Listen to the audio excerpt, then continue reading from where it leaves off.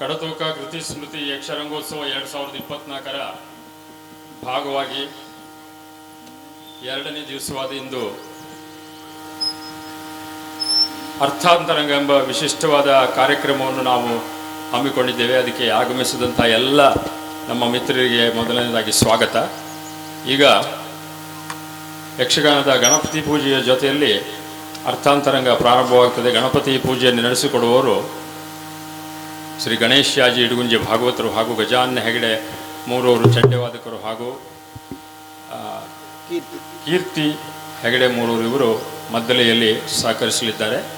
ಗಣಪತಿ ಪೂಜೆಯ ನಂತರ ವಿದ್ಯುಕ್ತವಾಗಿ ಅರ್ಥಾಂತರಂಗ ಉದ್ಘಾಟನೆಗೊಳ್ಳಲಿದೆ. ಗಜಮುಖ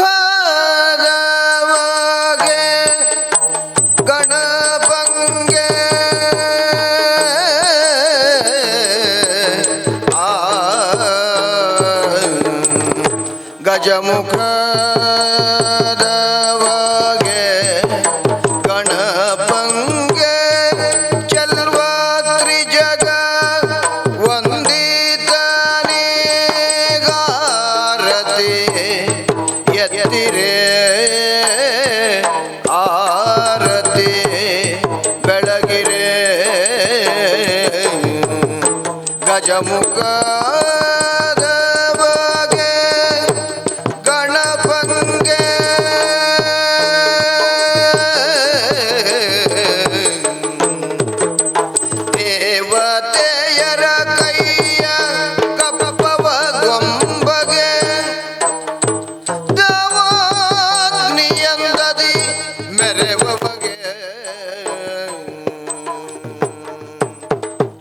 ಆವಾಗಲು ನಾವು ನೆನೆದ ಇಷ್ಟಾರ್ಥವೈವ ಗಣೇಶಂಗಾರತಿ ಎತ್ತಿರೆ ಆರತಿ ಬೆಳಗಿರೆ ಗಜಮುಖದ ಬಗೆ ಗಣಪಂಗೆ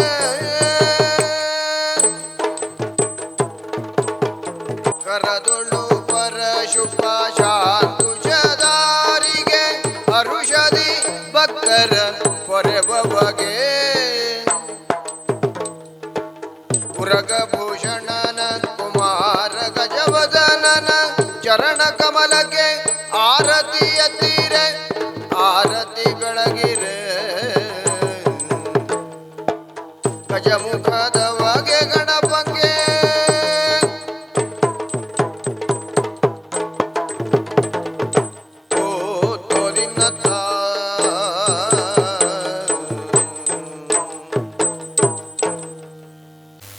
ಈಗ ಅರ್ಥಾಂತರಂಗದ ಉದ್ಘಾಟನೆ ವಿದ್ಯುಕ್ತವಾಗಿ ನಡೆಯಲಿದೆ.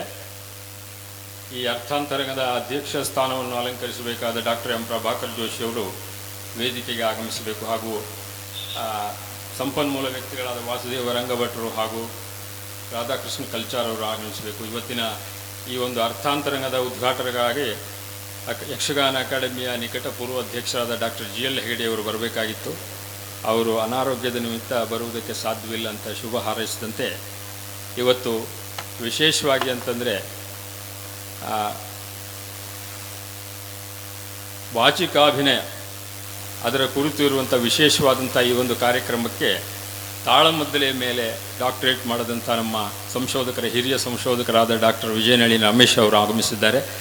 ಅವರು ಈ ಒಂದು ಅರ್ಥಾಂತರಂಗವನ್ನು ದೀಪ ಬೆಳಗಿಸುವ ಮೂಲಕ ಉದ್ಘಾಟಿಸಬೇಕು ಅಂತ ಕೇಳಿಕೊಂಡು ಅವರೆಲ್ಲರನ್ನು ವೇದಿಕೆಗೆ ನಾನು ಆಮಂತ್ರಿಸ್ತೇನೆ.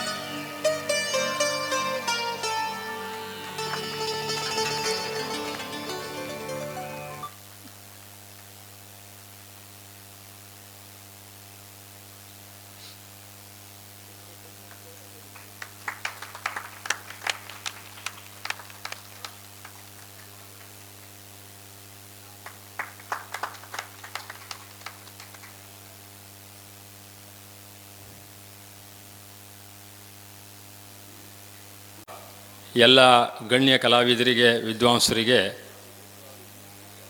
ನಾವು ಆಭಾರಿಗಳು. ಈಗ ಈ ಒಂದು ಅರ್ಥಾಂತರಂಗವನ್ನು ಉದ್ಘಾಟಿಸಿದ ಡಾಕ್ಟರ್ ವಿಜಯನಳಿನಿ ರಮೇಶ್ ಅವರು ಈ ಅರ್ಥಾಂತರಂಗದ ಉದ್ಘಾಟನೆಯ ನುಡಿಗಳನ್ನು ಆಡಬೇಕು ಅಂತ ಕೇಳ್ಕೊಂಡು.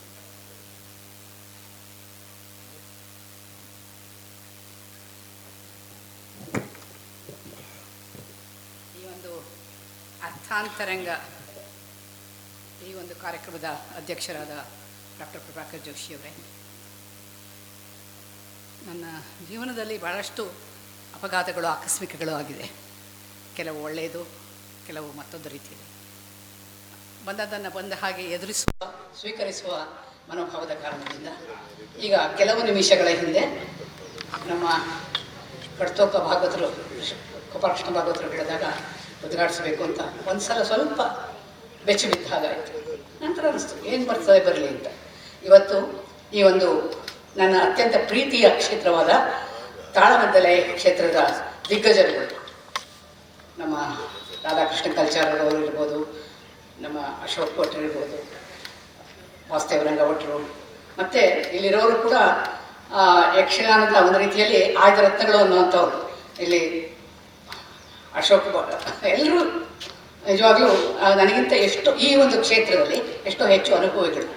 ಈ ಒಂದು ಸನ್ನಿವೇಶದಲ್ಲೂ ಕೂಡ ಒಂದು ದೀಪ ಹಚ್ಚುವ ಕೆಲಸ ನನ್ನ ಪಾಲಿಗೆ ಬಂದದ್ದು ಭಾಗ್ಯ ಅಂತ ಭಾವಿಸ್ತೇನೆ.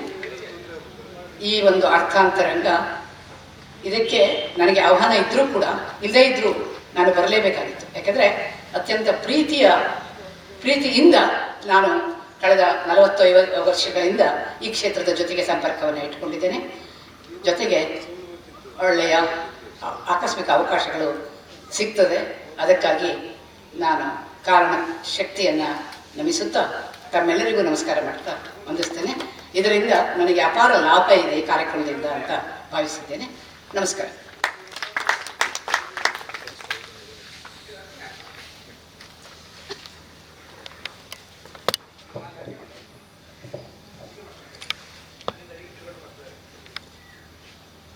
ಅರ್ಥಾಂತರಂಗ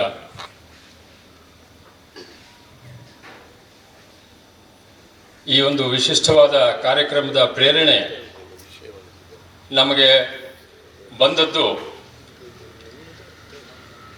ದೂರದ ಕಾಸರಗೋಡು ಜಿಲ್ಲೆಯ ಸಿರಿಬಾಗಿಲು ವೆಂಕಪ್ಪಯ್ಯ ಪ್ರತಿಷ್ಠಾನದವರು ಅರ್ಥಾಂತರಂಗ ಎಂಬ ಕಾರ್ಯಕ್ರಮದ ಒಂದು ವರದಿಯನ್ನು ನಮ್ಮ ಯಕ್ಷರಂಗ ಪತ್ರಿಕೆ ಕಳಿಸಿಕೊಟ್ಟಿದ್ದರು. ಆ ವರದಿಯನ್ನು ನೋಡಿ ಅದರಿಂದ ಪ್ರೇರಿತರಾಗಿ ನಾವು ಈ ಅರ್ಥಾಂತರಂಗವನ್ನು ಈ ಒಂದು ಯಕ್ಷರಂಗೋತ್ಸವದ ಭಾಗವಾಗಿ ಇವತ್ತು ನಾವು ಕೂಡ ಪ್ರದರ್ಶಿಸಬೇಕು ಅಂತ ಸಜ್ಜಾಗಿದ್ದೇವೆ. ಸಿರಿಬಾಗಿಲು ಪ್ರತಿಷ್ಠಾನದವರು ಅರ್ಥಾಂತರಂಗ ಎಂಬ ಶೀರ್ಷಿಕೆ ಅಡಿಯಲ್ಲಿ ಮಾಡಿದ ಕಾರ್ಯಕ್ರಮ, ಅದರಿಂದ ನಾವು ಪ್ರೇರೇಪಿತರಾಗಿದ್ದೇವೆ ಎಂದರೆ ಅಲ್ಲಿ ಅದು ನಡೆದಂತೆಯೇ ಇಲ್ಲಿ ನಡೀತದೆ ಅಂತ ಅರ್ಥ ಅಲ್ಲ. ಯಾವುದೇ ಒಬ್ಬ ವ್ಯಕ್ತಿಯಾಗಲಿ, ಸಂಘಟಕನಾಗಲಿ, ಬೇರೆಯೊಬ್ಬ ಸಂಘಟಕರ ವಿಶಿಷ್ಟವಾದ ಅನನ್ಯವಾದ ಸಂಘಟನೆಯಿಂದ ಅವನು ಪ್ರೇರಿತನಾದರೆ ಅದರಿಂದ ಅದನ್ನು ಪ್ರಾಮಾಣಿಕವಾಗಿ ಗುರುತಿಸಬೇಕು, ಒಪ್ಪಿಕೊಳ್ಳಬೇಕು ಎನ್ನುವಂಥ ಒಂದು ಸದುದ್ದೇಶದಿಂದ ನಾವು ಆಮಂತ್ರಣ ಪತ್ರಿಕೆಯಲ್ಲಿ ಅದನ್ನು ಕಾಣಿಸುತ್ತೇವೆ. ಅರ್ಥಾಂತರಂಗದಲ್ಲಿ ನಾವು ಉತ್ತರ ಕನ್ನಡ ಜಿಲ್ಲೆಯ ತಾಳಮದ್ದಲೆ ಅರ್ಥಗಾರಿಕೆ, ಇಲ್ಲಿಯ ಆಟದ ಮಾತುಗಾರಿಕೆಯಲ್ಲಿರುವಂಥ ಸಮಸ್ಯೆ ಸ್ವರೂಪ, ಇದನ್ನು ಗಮನಿಸಿ ಇಲ್ಲಿಗೆ ಅದು ಒಪ್ಪುವ ರೀತಿಯಲ್ಲಿ ನಾವು ಅರ್ಥಾಂತರಂಗದ ಸ್ವರೂಪವನ್ನು ನಮಗೆ ಬೇಕಾದಂತೆ ಬದಲಿಸಿದ್ದೇವೆ. ಯಕ್ಷಗಾನದಲ್ಲಿ ಮಾತುಗಾರಿಕೆ ಎನ್ನುವುದು ಮಾತುಗಾರಿಕೆ ವಾಚಿಕ ಎನ್ನುವುದು ಅತ್ಯಂತ ಒಂದು ಸಂಕೀರ್ಣವಾದ ಮತ್ತು ಅತ್ಯಂತ ಸಶಕ್ತವಾದಂಥ ಒಂದು ಅಂಗ.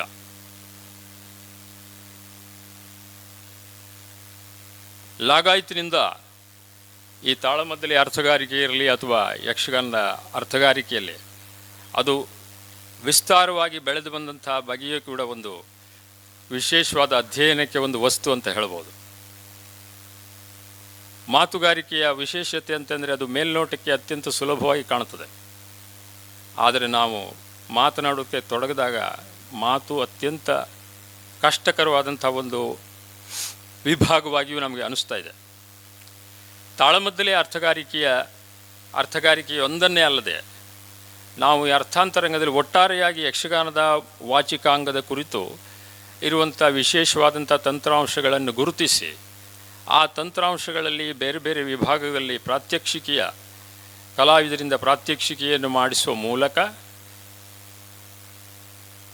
ಅದರ ಒಂದು ಮಾದರಿಯನ್ನು ತೋರಿಸಿ ಆನಂತರದಲ್ಲಿ ನಾವು ಸಂಪನ್ಮೂಲ ವ್ಯಕ್ತಿಗಳಿಗೆ ಅದರ ಕುರಿತು, ಅದರ ಸ್ವರೂಪ, ಅದರ ವ್ಯಾಪ್ತಿ, ಇವುಗಳ ಕುರಿತು ಅವರ ಅನಿಸಿಕೆಗಳನ್ನು ವ್ಯಕ್ತಪಡಿಸುವ ಅವಕಾಶವನ್ನು ಕೊಡ್ತೇವೆ. ಈ ಮೂಲಕವಾಗಿ ಆ ಒಂದೊಂದು ಅಂಗದ ಕುರಿತು ಕೂಡ ಚರ್ಚೆ, ಚಿಂತನ, ಮಂಥನ ನಡೆಯುವುದರ ಮೂಲಕ ಇಲ್ಲಿ ಭಾಗವಹಿಸಿದಂಥ ಕಲಾಹವ್ಯಾಸಿ ಕಲಾವಿದರುಗಳಿಗೂ ಮತ್ತು ಇದನ್ನು ಮುಂದೆ ನಾವು ಚಿತ್ರೀಕರಣವನ್ನು ಮಾಡಿ ಸಾಮಾಜಿಕ ಜಾಲತಾಣಗಳಲ್ಲಿ ಬಿಟ್ಟಂಥ ಸಂದರ್ಭದಲ್ಲಿ ಅದನ್ನು ನೋಡುವಂಥ ಯಾವುದೇ ಕಲಾವಿದರಿಗೂ ಪ್ರಯೋಜನವಾಗುವ ರೀತಿಯಲ್ಲಿ ನಾವಿದನ್ನು ಮಾಡಬೇಕು ಎನ್ನುವುದು ನಮ್ಮ ಆಶಯ.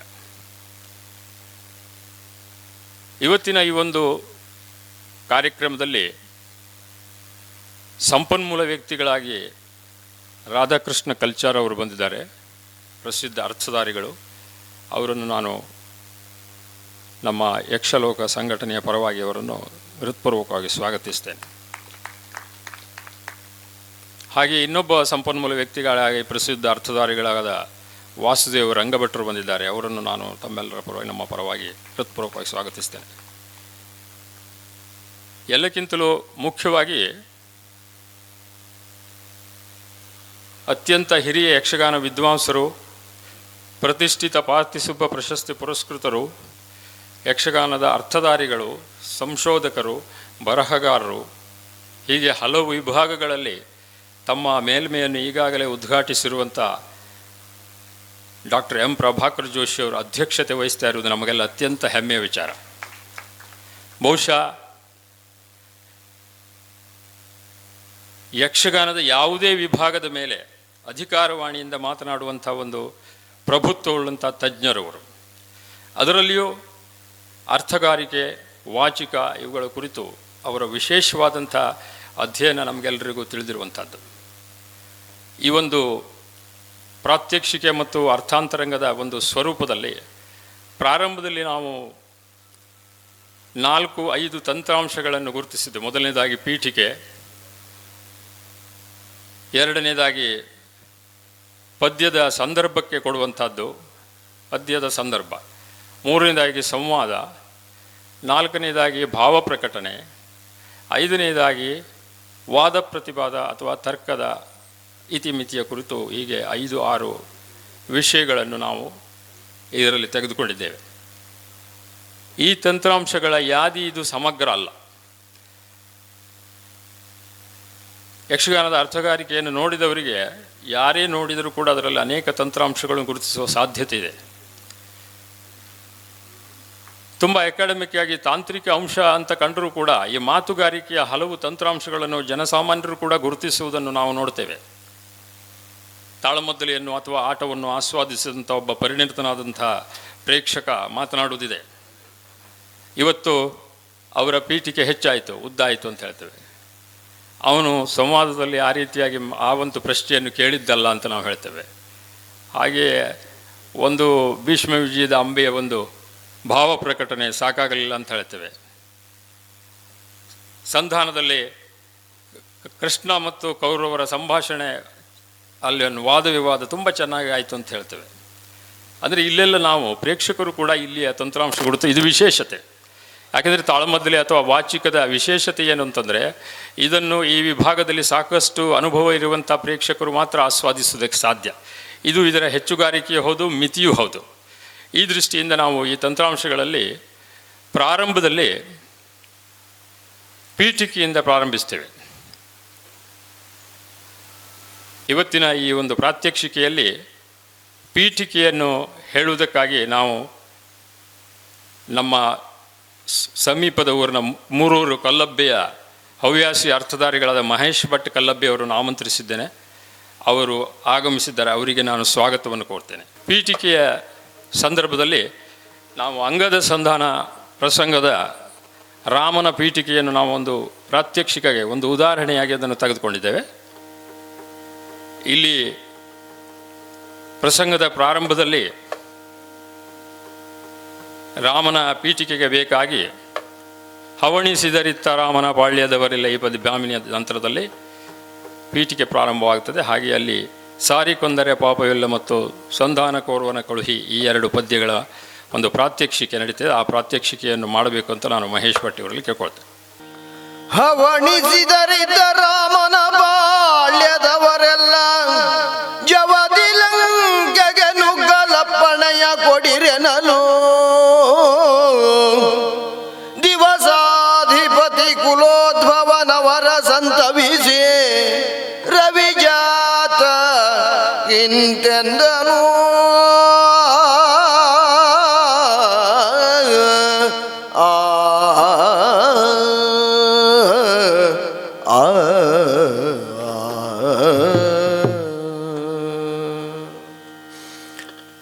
ಹಾ ಸುಗ್ರೀವ, ಸ್ವಲ್ಪ ನಿಧಾನಿಸು. ರಾವಣನ ಶ್ವೇತಛತ್ರವನ್ನು ಭಂಗಿಸಿದ ಮರುಗಳಿಗೆಯಲ್ಲಿ ಚಂಗನ ನೆಗೆದ ನೀನು ರಾವಣನ ಪಾಳಯಕ್ಕೆ ನುಗ್ಗಿ ರಾವಣನ ಕಿರೀಟವನ್ನೇ ಎತ್ತಿಕೊಂಡು ನನ್ನ ಪಾದಮೂಲದಲ್ಲಿ ಅರ್ಪಿಸಿ ಮುಂದೇನಪ್ಪಣೆ ಎಂದು ಕೇಳುತ್ತಾ ಇದ್ದಿ. ಎಂತಹ ಅಪಾಯಕ್ಕೆ ನಿನ್ನನ್ನು ನೀನು ಒಡ್ಡಿಕೊಂಡಿ ಗೊತ್ತೇ? ಅಗ್ನಿಸಾಕ್ಷಿಕವಾಗಿ ಮಿತ್ರತ್ವವನ್ನು ನಿನ್ನಲ್ಲಿ ಜಾಗೃತಗೊಂಡಿಸಿಕೊಂಡಿರುವ ನನಗೆ ಸದಾಕಾಲವೂ ನಿನ್ನನ್ನು ರಕ್ಷಿಸುವ ಹೊಣೆಗಾರಿಕೆ ಇದ್ದೇ ಇದೆ. ಆ ಕಾರಣಕ್ಕಾಗಿಯೇ ಒಂದು ಕ್ಷಣ ನಾನು ತಲ್ಲಣಿಸಿದೆ, ತಳಮಳಗೊಂಡೆ. ಆದರೆ ದೈವ ದೊಡ್ಡದು, ಸುರಕ್ಷಿತವಾಗಿ ಹಿಂತಿರುಗಿ ಬಂದೆ. ಸುಗ್ರೀವ, ಇದು ಯುದ್ಧ ಪ್ರಾರಂಭವಲ್ಲ. ರಾವಣನ ಕಿರೀಟವನ್ನು ಪದಮೂಲಕ್ಕೆ ಅರ್ಪಿಸಿದೆಯಲ್ಲ, ಈ ಕಿರೀಟದ ನಿರೀಕ್ಷೆ ನನಗಿರಲಿಲ್ಲ ಸುಗ್ರೀವ. ರಾವಣನ ಕಿರೀಟವನ್ನು ಬಯಸಿ ಈ ಯುದ್ಧಕ್ಕೆ ನಾನು ಸಿದ್ಧನಾದದ್ದೂ ಅಲ್ಲ. ಅಯೋಧ್ಯೆಯ ಅರಮನೆಯ ಸಿಂಹಾಸನ ಕಿರೀಟಗಳನ್ನೇ ಬದಿಗೊತ್ತಿ ತಂದೆಯ ಮಾತು ಹುಸಿಯಾಗಬಾರದೆಂಬ ಕಾರಣಕ್ಕಾಗಿ ವಾನವಾಸಿಕವಾದಂತಹ ವ್ರತವನ್ನು ಕೈಗೊಂಡ ನನಗೆ ಲಂಕೆಯ ರಾವಣನ ಕಿರೀಟದ ನಿರೀಕ್ಷೆ ಉಂಟೇನು? ಹಾಗಾಗಿಯೇ ಹೇಳಿದ್ದು, ದುಡುಕ ಕೂಡದು, ಇದು ಯುದ್ಧಾರಂಭವಲ್ಲ. ಹಾಗಾದರೆ ಯಾಕೆ ಶ್ವೇತಛತ್ರವನ್ನು ಭಂಗಿಸಿದೆ? ಗೊಂದಲಕ್ಕೊಳಗಾಗಕೂಡದು. ತ್ರಿಕುಟಾಚರದ ಸಮೀಪದಲ್ಲಿ ಸಮಸ್ತ ಕಪಿಸೇನಾ ಸಮೇತವಾಗಿ ನೆಲ ನಿಂತ ನಮ್ಮನ್ನು ಅಪಹಾಸ್ಯಕ್ಕೀಡಾಗುವಂತೆ ತನ್ನ ಬಂಧು ಬಾಂಧವರನ್ನು ಮಂತ್ರಿ ವಂಧಿ ಮಾಗಧರನ್ನೂ ಕೂಡಿಕೊಂಡು ಶ್ವೇತಛತ್ರದ ಅಡಿಯಲ್ಲಿ ನಿಂತು ಅಣಕಿಸುವಂತೆ ಅಪಹಾಸ್ಯಕ್ಕೆ ಇಡಮಾಡುವಂತೆ ನೋಡುತ್ತಿರುವಂತಹ ಈ ಚತುರ್ದಶ ಭುವನ ದಲ್ಲಣ ಎಂದೇ ತನ್ನನ್ನು ತಾನು ಹೆಮ್ಮೆಯಿಂದ, ಬಿಂಬಿನಿಂದ, ಗರ್ವ ಅಹಂಕಾರಗಳಿಂದ ಕರೆದುಕೊಂಡು ವಿಜೃಂಭಿಸುತ್ತಿರುವಂತಹ ರಾವಣನ ಅಹಂಕಾರವನ್ನು ಭಂಗಗೊಳಿಸುವ ಉದ್ದೇಶ ಮಾತ್ರ. ಆ ಕಾರಣಕ್ಕಾಗಿಯೇ ಬೇರಿನ್ನೇನನ್ನೂ ಮಾಡದೆ ಕೇವಲ ಶ್ವೇತಛತ್ರವನ್ನು ಒಂದನ್ನೇ ಭಂಗಿಸಿದ್ದೇನೆ. ಅವನಿಗೊಂದು ಸೂಚನೆಯೂ ಹೌದು. ರಾಮನ ಸಾಮರ್ಥ್ಯವೇನು, ರಾಮನ ಬಿಲ್ಗಾರಿಕೆಯ ಶಕ್ತಿಯೆಷ್ಟುಂಟು ಎಂಬುದು ಗೊತ್ತಾಗುವುದರ ಜೊತೆಗೆ ಇದೇ ರೀತಿಯಲ್ಲಿ ಮುಂದುವರಿದರೆ ಈ ಶ್ವೇತಛತ್ರದಂತೆ ತನ್ನ ಧವಳ ಕೀರ್ತಿಯೋ ಹೆಚ್ಚೇನು, ಈ ಲಂಕಾ ನಗರಿಯ ಹಿರಿಮೆ, ಗರಿಮೆ, ವೈಭವಗಳು ಧರೆಗುರುಳುತ್ತವೆ ಎಂಬುದನ್ನು ಸೂಚಿಸುವುದಕ್ಕಷ್ಟೇ ಹೊರತು ಏಕಾಏಕಿ ಯುದ್ಧಕ್ಕೆ ಮುಂದಾಗುವವನಲ್ಲ. ಹೌದು, ರಾವಣ ಮಾಡಿದ ಅಪರಾಧಕ್ಕಾಗಿ ಅವನನ್ನು ಕೊಲ್ಲಬೇಕೆ? ಸ್ತ್ರೀಯರನ್ನು ಅಪಹರಿಸಿದಂತಹ ಆತ ಮಾಡಿದ ದುಷ್ಕಾರ್ಯಗಳು ಆತನು ವಧೆಗೆ ಅರ್ಹನೇ ಹೌದು. ಆದರೆ ಅರಸುಗಳಾದವರು ಯೋಜಿಸದೆ ವಿವೇಚಿಸದೆ ಮುನ್ನುಗ್ಗಬಹುದೇ? ಅಲ್ಲದೆ ಈ ಇಕ್ಷ್ವಾಕು ವಂಶದಲ್ಲಿ ಜನ್ಮ ತಾಳಿದ ನಾನು ನಮ್ಮ ಪರಂಪರೆಯ ಧವಳ ಕೀರ್ತಿಗೆ ಸ್ವಲ್ಪವೂ ಕುಂದಾಗದಂತೆ ವ್ಯವಹರಿಸುವಂತಹ ಹೊಣೆಗಾರಿಕೆಯನ್ನು ಸದಾಕಾಲವೂ ಜಾಗೃತವಾಗಿರಿಸಿಕೊಂಡು ಇರುವ ಹೊತ್ತಿಗೆ ನಾನು ದುಡುಕಬಹುದೇ? ಅರಸುಗಳು ಹೀಗೆ ಮಾಡಬಹುದೋ? ಅದರಲ್ಲೂ ಧಾರಿಣೀಪತಿಯಾಗಿ ನಾವು ಈ ರೀತಿ ಮಾಡಬಹುದೇನು ಸುಗ್ರೀವ? ಇದಲ್ಲ, ಇದು ಧಾರಿಣೀಪತಿಗಳ ನೀತಿಯಲ್ಲ. ಸಾರಿ ಕೊಂದರೆ ಪಾಪವಿಲ್ಲ.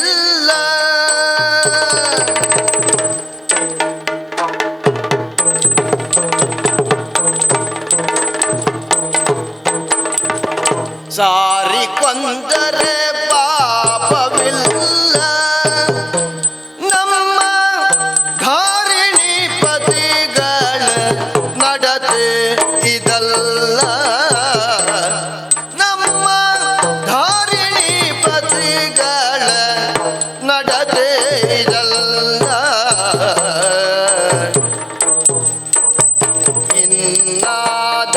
ಇನ್ನಾದರೆಮ್ಮನು ಕಂಡು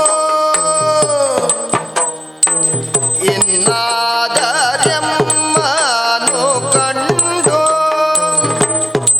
ಸತಿಯನ್ನು ತಂದೆತ್ತು ತಮ್ಮನ ಕೂಡಿಕೊಂಡು. ಸತಿಯನ್ನು ತಂದೆತ್ತು ತಮ್ಮನ ಕೂಡಿಕೊಂಡು. ಚೆನ್ನಾಗಿದ್ದರೆ ಬಂದ ದಂಡು. ಚೆನ್ನಾಗಿದ್ದರೆ ಬಂದ ದಂಡು. ನ್ಯಾಯವಲ್ಲ ಕೀರ್ತಿಯನ್ನು ಮುಕ್ಕೊಂಡು. ನ್ಯಾಯವಲ್ಲ ಕೀರ್ತಿಯನ್ನು ಮುಂಕೊಂಡು.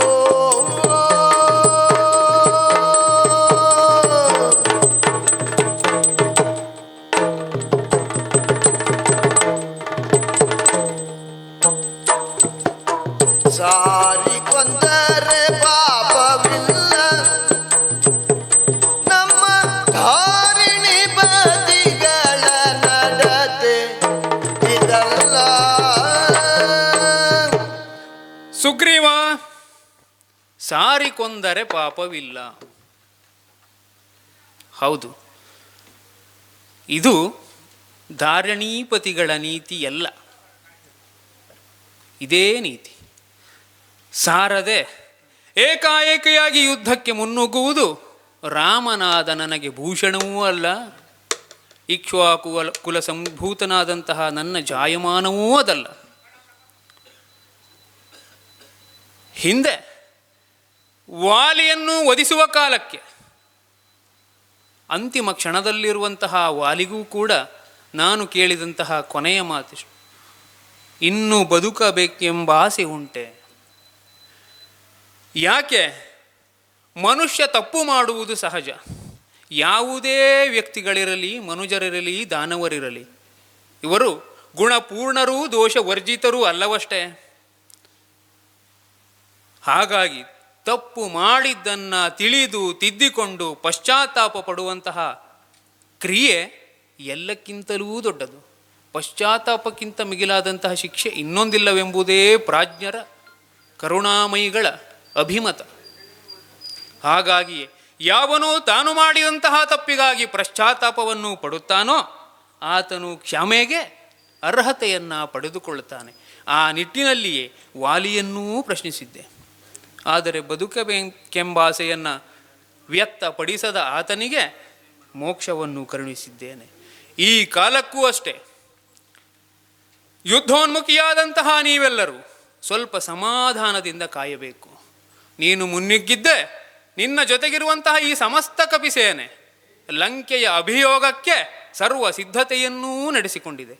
ಆದರೆ ಈ ಕ್ಷಣಕ್ಕೆ ತಡೆದಿದ್ಯಾಕೆ ಗೊತ್ತೋ? ಖಂಡಿತವಾಗಿಯೂ ರಾವಣ ದುಷ್ಟನೇ. ಆತ ಮಾಡಿದಂತಹ ಅಪರಾಧಕ್ಕಾಗಿ ದಂಡ ನೀತಿಯಲ್ಲಿ ಮರಣವೇ ಶಿಕ್ಷೆ, ಇದು ಸ್ಪಷ್ಟವೇ. ಆದರೂ ಪಶ್ಚಾತ್ತಾಪವನ್ನು ಪಟ್ಟು ಪ್ರಾಮಾಣಿಕವಾದಂತಹ ಬದಲಾವಣೆಯ ನಿರೀಕ್ಷೆಯನ್ನು ಹೊಂದಿ ಪಶ್ಚಾತ್ತಾಪದಿಂದ ಬದಲಾಗ್ತಾನೆ ಅಂದರೆ ಆತನಿಗೆ ಬದುಕುವ ಇನ್ನೊಂದು ಅವಕಾಶವನ್ನು ಕೊಡುವುದೇ ನನ್ನ ಅಂತರ್ಯದ ಅಭಿಮತ, ನನ್ನ ಭಾವ. ಅದೇ ಸರಿ ಎಂಬುದೇ ನನ್ನ ಈವರೆಗಿನ ನಿಲುಮೆ. ಆ ಕಾರಣಕ್ಕಾಗಿಯೇ, ಇನ್ನೊಂದು ಅವಕಾಶವನ್ನು ಕೊಡುವ ಕಾರಣಕ್ಕಾಗಿಯೇ ನಿಮ್ಮನ್ನು ತಡೆದಿದ್ದು. ಮೊನ್ನೆ ನಡೆದಂತಹ ಘಟನೆ, ಶುಕಸಾರಣರು ಗೂಢಚಾರರಾಗಿ ನಮ್ಮ ಪಾಳೆಯಕ್ಕೆ ಬಂದಾಗಲೂ ಅವರನ್ನು ವಧಿಸದೆ ತಿರುಗಿ ಉಡುಗೊರೆಗಳ ಸಮೇತ ಕಳಿಸಿಕೊಟ್ಟೆ ಯಾಕೆ? ಅವರು ರಾವಣನಿಂದ ಪ್ರೇಷಿತರಾದಂತಹ ಗೂಢಚರರಷ್ಟೇ ಹೊರತು ಅವರು ಮಾಡಿದ ಅಪರಾಧಕ್ಕೆಲ್ಲ ಮರಣವೇ ಶಿಕ್ಷೆಯಲ್ಲ. ಆ ಕಾರಣಕ್ಕಾಗಿಯೇ ಕಳಿಸಿದ್ದೇನೆ. ಇನ್ನೊಂದು ಸೂಚನೆಯೂ ಉಂಟು. ರಾಮನ ಬಲ ಎಷ್ಟೆಂಬುದನ್ನು ತಿಳಿದುಕೊಳ್ಳಲು ಬಂದಂತಹ ಅವರು ರಾಮನ ಬಲವನ್ನು ಸ್ಪಷ್ಟವಾಗಿ ರಾವಣನಿಗೆ ಹೇಳಲಿ. ಆ ಕಾರಣಕ್ಕಾಗಿಯಾದರೂ ದೌಷ್ಟ್ಯ ದರ್ಪಗಳಿಂದ ಮೆರೆಯುತ್ತಿರುವಂತಹ ರಾಮನ ಈ ಕಿಷ್ಕಿಂಧೆಯ ಮಹಾಸೇನಾ ಬಲದ ಎದುರಿನಲ್ಲಿ ತನ್ನ ಬಲ ಸಾಗದು ಎಂಬ ಕಾರಣಕ್ಕಾಗಿ ತನ್ನ ಮನಃಪರಿವರ್ತನೆಗೆ ತೊಡಗಿದರೆ ಅದೂ ಸ್ವಾಗತಾರ್ಹವೇ. ಹಾಗಾಗಿಯೇ ಈ ಕಾಲಕ್ಕೆ ನಿಮ್ಮನ್ನು ತಡೆದಿದ್ದೇನೆ. ಅವನಿಗೊಂದು ಅವಕಾಶವನ್ನು ಕೊಡಬೇಕು. ಇದರಲ್ಲಿ ತಪ್ಪೇನೂ ಇಲ್ಲ. ಯಾಕೆ? ಬಲವಂತನಿಗೆ ಕ್ಷಮೆ ಎಂಬುದು ಭೂಷಣ.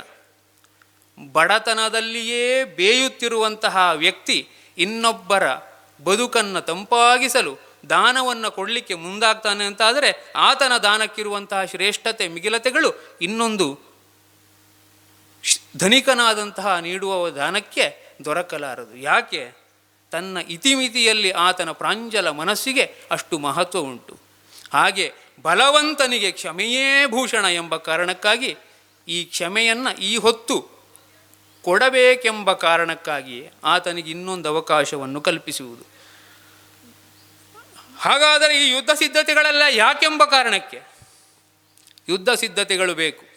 ಬಲಹೀನನಾದಂತಹ ರಾವಣನಲ್ಲಿ ಸಂಧಿಗೆ ಮುಂದಾಗುತ್ತಿರುವುದಲ್ಲ. ತನ್ನ ಸತಿಯನ್ನು ಕರೆತರುವಲ್ಲಿ ಮರಳಿ ತರುವಲ್ಲಿ ರಾಮ ಅಪರ್ಯಾಪ್ತನೂ ಅಲ್ಲ. ಆ ಕಾರಣಕ್ಕಾಗಿಯೇ ಇಷ್ಟು ಸೇನಾ ಸಮೇತವಾಗಿ ನಿಂತು ಯಾವುದು ಅಸಾಧ್ಯವೆಂದು ಬಗೆದಿದ್ದೇನೋ ಅಂತಹ ಶತಯೋಜನ ವಿಸ್ತೀರ್ಣವಾದಂತಹ ಈ ಮಹಾಶರದಿಗೆ ಸೇತುವನ್ನು ಬಂಧಿಸಿ ಸಮುದ್ರವನ್ನು ಲಂಘಿಸಿ ಇಲ್ಲಿ ನೆಲೆ ನಿಂತು ಶ್ವೇತಛತ್ರವನ್ನು ಭಂಗಿಸಿ ಈಗ ಸಂಧಾನ ಕೋರ್ವನನ್ನು ಕಳಿಸಬೇಕು. ಯಾವ ಕಾರಣಕ್ಕಾಗಿ? ಇನ್ನಾದರೂ ಮುಂದೆ ಆತ ನಮ್ಮನ್ನು ಕಂಡು ಮಾಡಿದ ತಪ್ಪನ್ನು ಪ್ರಾಂಜಲ ಮನಸ್ಸಿನಿಂದ ಒಪ್ಪಿಕೊಂಡು ಸತಿಯನ್ನು ತಂದಿತ್ತು ತಮ್ಮನನ್ನು ಕೂಡಿಕೊಂಡರೆ ಬದುಕಿಗೆ ಇನ್ನೊಂದು ಅವಕಾಶ ಉಂಟು ಎಂಬುದನ್ನು ಆತನಿಗೆ ತಿಳಿಸುವುದಕ್ಕೆ. ಇನ್ನೊಂದುಂಟು. ಯಾಕೆ? ವಿಭೀಷಣನಂತಹ ಮಹಾಜ್ಞಾನಿಗಳು ಮಹಾದೈವ ಭಕ್ತರು ರಾಕ್ಷಸ ಕುಲದಲ್ಲಿ ಇನ್ನೂ ಇದ್ದಾರಲ್ಲ ಎಂಬುದು ಈ ಮನಸ್ಸಿಗೆ ಇವತ್ತು ಬಂದ ಕಾಲಕ್ಕೆ ಸ್ವಲ್ಪ ಸಮಾಧಾನವೆನಿಸ್ತದೆ. ಇಲ್ಲದೆ ಹೋದರೆ ರಾಕ್ಷಸರನ್ನೆಲ್ಲವನ್ನು ಕೊಂದು ಕಳೆಯುವುದೇ ಈ ಇಕ್ಷ್ವಾಕು ವಂಶದ ರಾಜನಾದಂತಹ ರಾಮನಿಗೆ ಲಕ್ಷ್ಯವಲ್ಲ. ಅವರ ದೌಷ್ಟ್ಯವನ್ನು ಕೊಲ್ಲಬೇಕೆ. ಅವರಲ್ಲಿಯೂ ಒಳ್ಳೆಯವರಿದ್ದರೆ ಬದುಕಲು ಇನ್ನೊಂದು ಅವಕಾಶವನ್ನು ಕೊಡಬೇಕು. ವಿಭೀಷಣನಂತವರಿದ್ದರೆ ಈಗಲೂ ಅವರಿಗೆ ರಾಮಪಾಳಯಕ್ಕೆ ಸ್ವಾಗತ ಉಂಟು. ಅಲ್ಲ, ರಾವಣನನ್ನು ತಿದ್ದಲಿಕ್ಕೆ ಅವಕಾಶ ಉಂಟು. ರಾವಣನಿಂದ ಮಿಗಿಲಾಗಿ ಸದ್ಮಾರ್ಗದಲ್ಲಿ ಬದುಕುವುದಕ್ಕೆ ಅವಕಾಶ ಉಂಟು ಎಂಬ ಕಾರಣಕ್ಕಾಗಿಯೇ ಸಂಧಾನ ಕೋರ್ವನನ್ನು ಕಳಿಸಬೇಕು. ಸುಗ್ರೀವ, ಸಂಧಾನಕ್ಕೋರ್ವನನ್ನು ಕಳಿಸಬೇಕಲ್ಲ. ಸಂಧಾನ ಕೋರ್ವನ ಕಳುಹೆ, ಸಂಧಾನ ಕೋರ್ವನ ಕಳುಹೆ, ನಾವಿಗೆಂದ ಮಾತುಗಳ ರಾಕ್ಷಸನಿಗೆ ತಿಳುಹೆ, ನಾವಿಗೆಂದ ಮಾತುಗಳ ರಾಕ್ಷಸನಿಗೆ ತಿಳುಹೆ, ಬಂದಾರೊಳ್ಳಿತು ಮಾತನುಳುಹೆ, ಬಂದರೊಳ್ಳಿತು ಮಾತನುಳುಹೆ, ಕಾರ್ಯ ಹೊಂದದಿದ್ದರೆ ಬರಲೇತ್ತ ತಾನಿಳುಹೆ. ಸುಗ್ರೀವ, ಇದುವರೆಗೆ ನಾನೆಂದಂತಹ ಮಾತುಗಳನ್ನು ಸಮರ್ಥವಾಗಿ ರಾವಣನ ಎದುರಿನಲ್ಲಿ ಪ್ರಸ್ತಾಪಿಸಿ ಮಾರುತ್ತರವನ್ನು ತರುವಂತಹ ಸಂಧಾನ ಕೋರ್ವನ ಅಗತ್ಯ ಉಂಟು ಈ ಕಾಲಕ್ಕೆ. ಹೌದು, ಇವಿಷ್ಟೂ ಸಂಗತಿಗಳನ್ನು ಆತನ ಎದುರಿನಲ್ಲಿ ಸಾಧ್ಯಂತವಾಗಿ ಸುಸ್ಪಷ್ಟವಾಗಿ ಪ್ರತಿಪಾದಿಸಬೇಕು. ಮತ್ತು ಪ್ರತಿಪಾದಿಸುವಲ್ಲಿ ಯಾವ ದೈನ್ಯತೆಯೂ ಬೇಡ, ಯಾವ ಕಠೋರತೆಯೂ ಬೇಡ. ಹಾಗಾಗಿ ವಾಕ್ಚಾತುರ್ಯವನ್ನು ಹೊಂದಿರುವಂತಹ ಒಬ್ಬ ನಿಮ್ಮ ಕಿಷ್ಕಿಂಧೆಯ ಈ ಮಹಾ ಸೇನಾನಾಯಕರಲ್ಲಿ ಕಪಿಕೋಟಿಗಳಲ್ಲಿ ಒಬ್ಬನನ್ನು ಆಯ್ಕೆ ಮಾಡುವಂತಹ ಹೊಣೆಗಾರಿಕೆ ನಿನ್ನದ್ದು.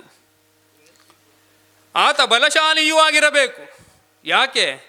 ಈ ರಾವಣನ ದೌಷ್ಟ್ಯ ನಂಬಲಿಕ್ಕೆ ಅರ್ಹವಾದುದಲ್ಲ.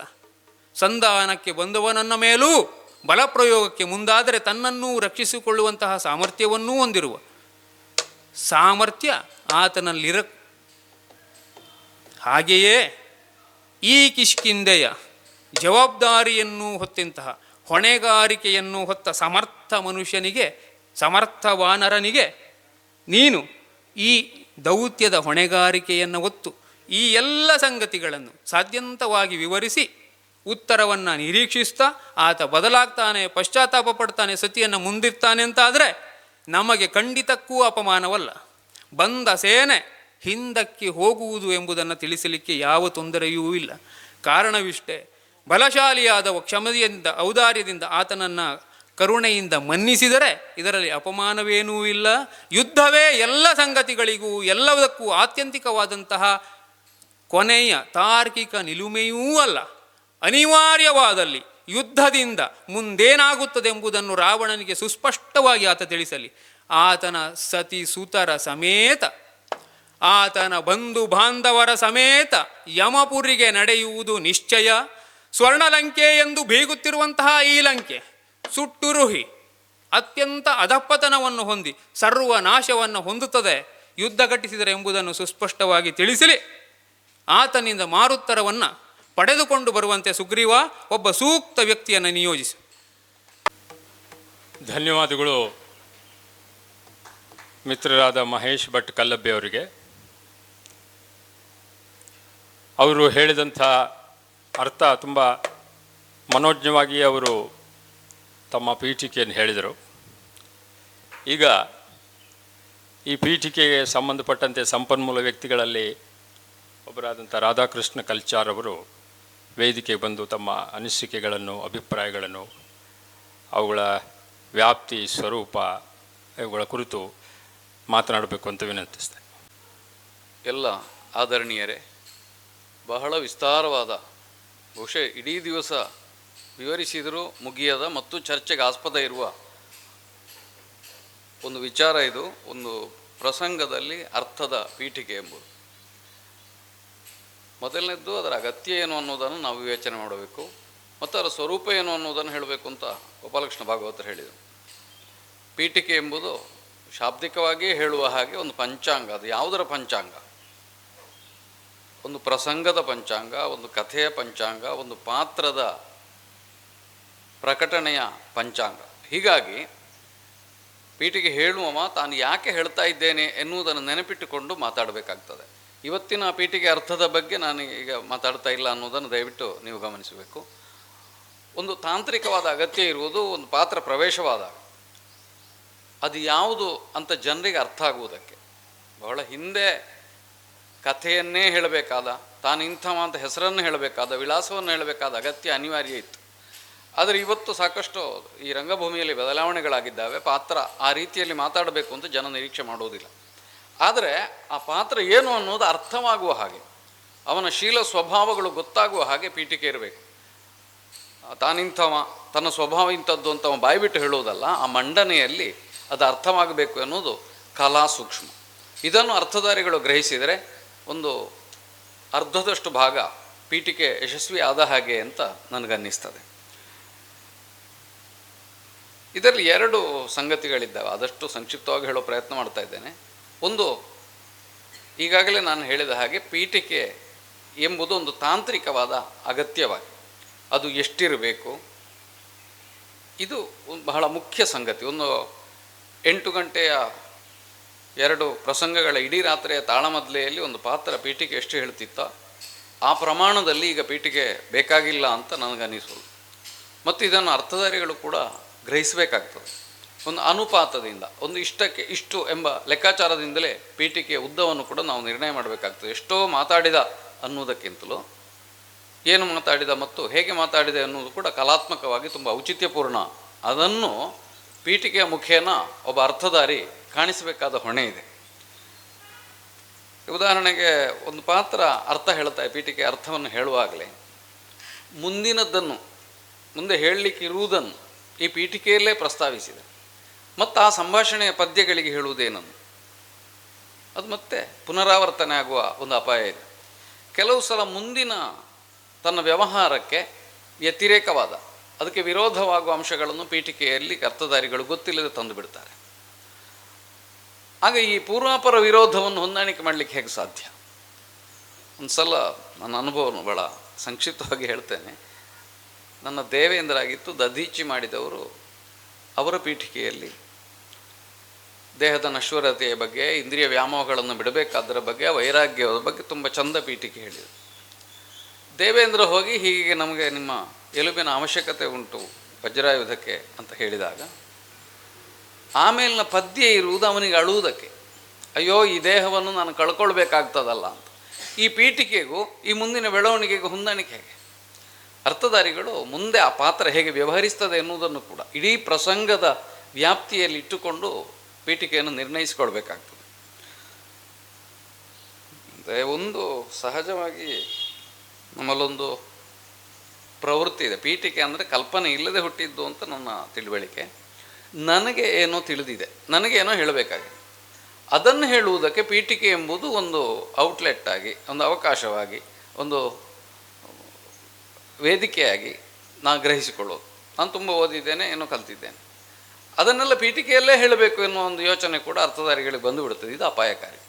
ಇದನ್ನು ನಿವಾರಿಸ್ತಾ ಒಂದು ಅನುಪಾತದಲ್ಲಿ ಒಂದು ಇಷ್ಟಕ್ಕಿಷ್ಟು ಎಂಬ ನಿರ್ಣಯದಲ್ಲಿ ಪೀಠಿಕೆಯನ್ನು ಪ್ರೆಸೆಂಟ್ ಮಾಡಿದರೆ ಮತ್ತು ಅದರಲ್ಲಿ ಪಾತ್ರದ ಶೀಲವನ್ನು ಕಾಣಿಸುವುದಕ್ಕೆ ಸಾಧ್ಯ ಆದರೆ ಬಹುಶಃ ಪೀಠಿಕೆ ಯಶಸ್ವಿ ಆದೀತು ಅಂತ ಕಾಣ್ತದೆ. ಒಂದು ತಾರ್ಕಿಕವಾದ ಮುಂದಿನ ಬೆಳವಣಿಗೆಯನ್ನು ಲಕ್ಷ್ಯದಲ್ಲಿಟ್ಟುಕೊಂಡು ಪೀಠಿಕೆ ರೂಪುಗೊಳ್ಳಬೇಕಾದ ಅಗತ್ಯ ಇದೆ ಅಂತ ನನ್ನ ಅಭಿಪ್ರಾಯ. ಇನ್ನು ಮುಂದಿನ ಸಂಪನ್ಮೂಲ ವ್ಯಕ್ತಿ ವಾಸುದೇವ ರಂಗಭಟ್ರಿಗೆ ಬಿಟ್ಟಿದೆ. ಧನ್ಯವಾದಗಳು ರಾಧಾಕೃಷ್ಣ ಕಲ್ಚಾರ್ ಅವರಿಗೆ. ಈಗ ಮತ್ತೊಬ್ಬ ಸಂಪನ್ಮೂಲ ವ್ಯಕ್ತಿಗಳಾದ ವಾಸುದೇವ ರಂಗಭಟ್ರು ತಮ್ಮ ಅನಿಸಿಕೆಗಳನ್ನು ಈ ಒಂದು ವಿಷಯದ ಮೇಲೆ ಹೇಳಬೇಕು ಅಂತ ಕೇಳ್ತಾರೆ. ಪ್ರಾತ್ಯಕ್ಷಿಕೆ ಆಗಿ ಅದರ ಮೇಲಿನಿಂದ ವಿಷಯಾಧಾರಿತವಾದ ವಿವೇಚನೆ ಸಾಗ್ತಾ ಇರುವುದರಿಂದ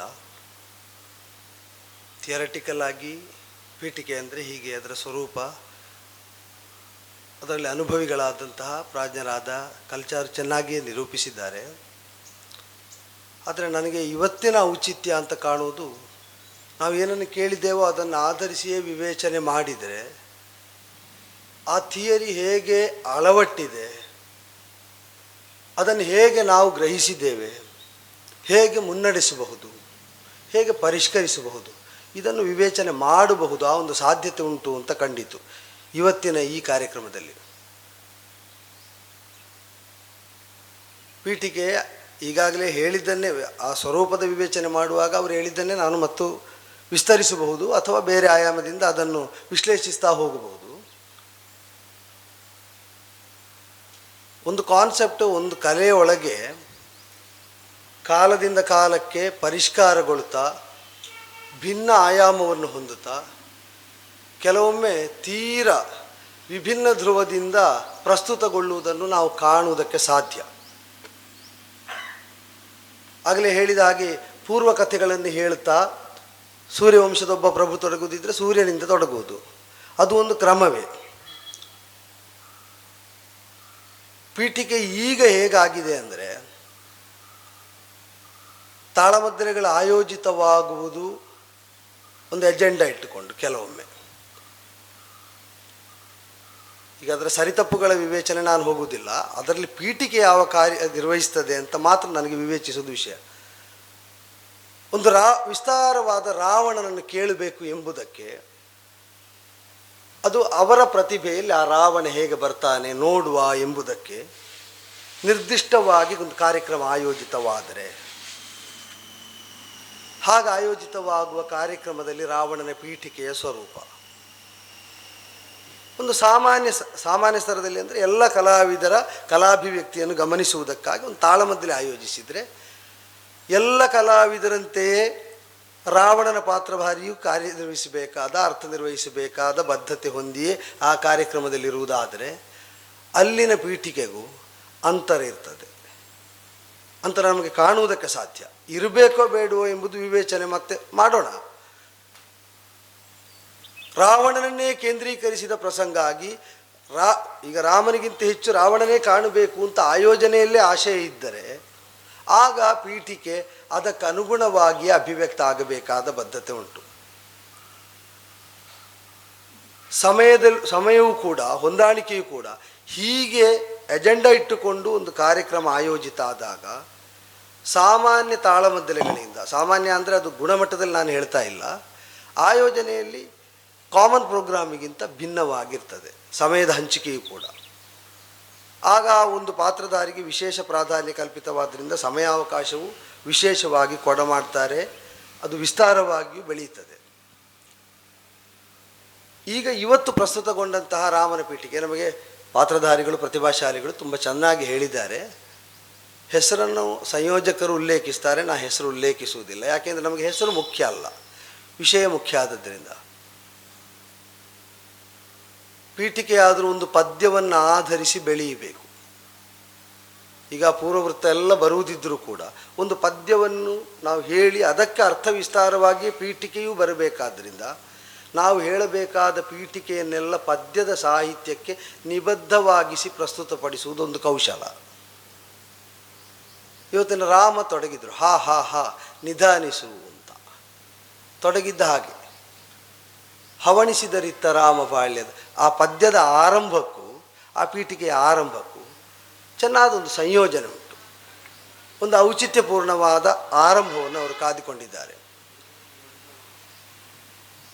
ಪೂರ್ವಕಥೆಗಳನ್ನು ಯಾವ ಹದದಲ್ಲಿ ತರಬಹುದು ಎಂಬುದಕ್ಕೆ 2 ಗ್ಲಿಮ್ಸ್ ಅವರ ಇವತ್ತಿನ ಅರ್ಥದಲ್ಲಿತ್ತು.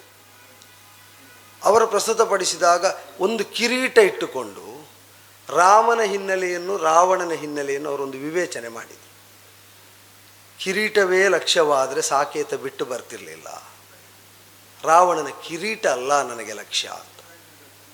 ದುಷ್ಟ ದಮನ, ಅವನ ಅನಾಚಾರ, ಪರಸ್ತ್ರೀ ಗಮನದ ಅವನ ಅಮಿತ ಕಾಮ, ಇದರ ದಂಡನೆಯೇ ತನಗೆ ಲಕ್ಷ್ಯ ಹೊರತು ಅಧಿಕಾರ ಅಲ್ಲ ಎಂಬುದನ್ನು ರಾಮನ ವ್ಯಕ್ತಿತ್ವ ಅದಕ್ಕೆ ಸೂಟ್ ಆಗುವ ಹಾಗೆ ಆ ಕಿರೀಟ ಎಂಬ ರೂಪಕವನ್ನು ಇಟ್ಟುಕೊಂಡು ಅವರು ವಿಸ್ತರಿಸುವ ಪ್ರಯತ್ನ ಮಾಡಿದರು.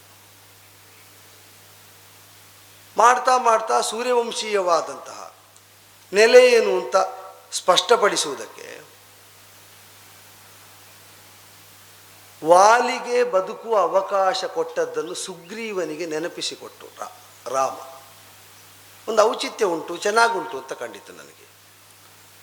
ಎಂಥವರಿಗೂ ಬದುಕುವ ಅವಕಾಶ ಉಂಟು ಎಂಬುದು ಸುಗ್ರೀವನಿಗೆ ಮನವರಿಕೆ ಆಗುವುದಕ್ಕೆ ವಾಲಿಗಿಂತ ಒಳ್ಳೆ ಉದಾಹರಣೆ ಬೇರೆ ಇಲ್ಲ. ಅವ ಮಾಡಿದ ಘೋರ ಕೃತ್ಯ ಏನು ಅಂತ ಚೆನ್ನಾಗಿ ಅನುಭವಿಸಿದವನು ಸುಗ್ರೀವ.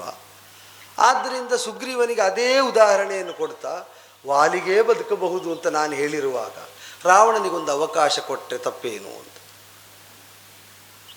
ಹಾಗೆ ಅಂತ ಇನ್ನೊಂದು ಪ್ರಮೇಯವನ್ನು ಪೀಠಿಕೆಯಲ್ಲಿ ಪ್ರಸ್ತಾವ ಮಾಡಿದರು ರಾಮನ ಪಾತ್ರಧಾರಿ. ಪರದಾರಾಗಮನ ಇದಕ್ಕೆ ಮಾಡುವಾಗ ಇದಕ್ಕೆ ಶಾಸ್ತ್ರೀಯವಾಗಿ ವಧೆಯೇ ಶಿಕ್ಷೆ ಅಂತ ಹೇಳ್ತಾ ಬದುಕುವ ಅವಕಾಶವು ಉಂಟು ಅಂತ ಒಂದು ಬೀಸು ಹೇಳಿಕೆಯನ್ನು ಕೊಟ್ಟು ರಾಮನ ಪಾತ್ರಧಾರಿ ಅಂತಹ ವಿವೇಚನೆ ಮಾಡುವಾಗ ಇನ್ನು ಹೆಚ್ಚಿನ ಖಚಿತತೆ ಬೇಕು ಅಂತ ನನಗೆ ಕಾಡುವುದು. ಪೀಠಿಕೆಯಲ್ಲಿ ಒಂದು ಪಾತ್ರ ಧೋರಣೆ, ಪಾತ್ರ ಸ್ವರೂಪ ಅದು ಅಭಿವ್ಯಕ್ತವಾಗ್ತದೆ ಅಂತ ನಾವು ಒಪ್ಪಿದರೆ ಕೆಲವೊಮ್ಮೆ ಶಾಸ್ತ್ರೋಲ್ಲೇಖವೂ ಬೇಕಾಗ್ತದೆ. ಶಾಸ್ತ್ರೋಲ್ಲೇಖ ಅಂದರೆ ನಾನು ಶ್ಲೋಕ ಹೇಳಬೇಕು ಅಂತಲೇ ಹೇಳಿದ್ದಲ್ಲ.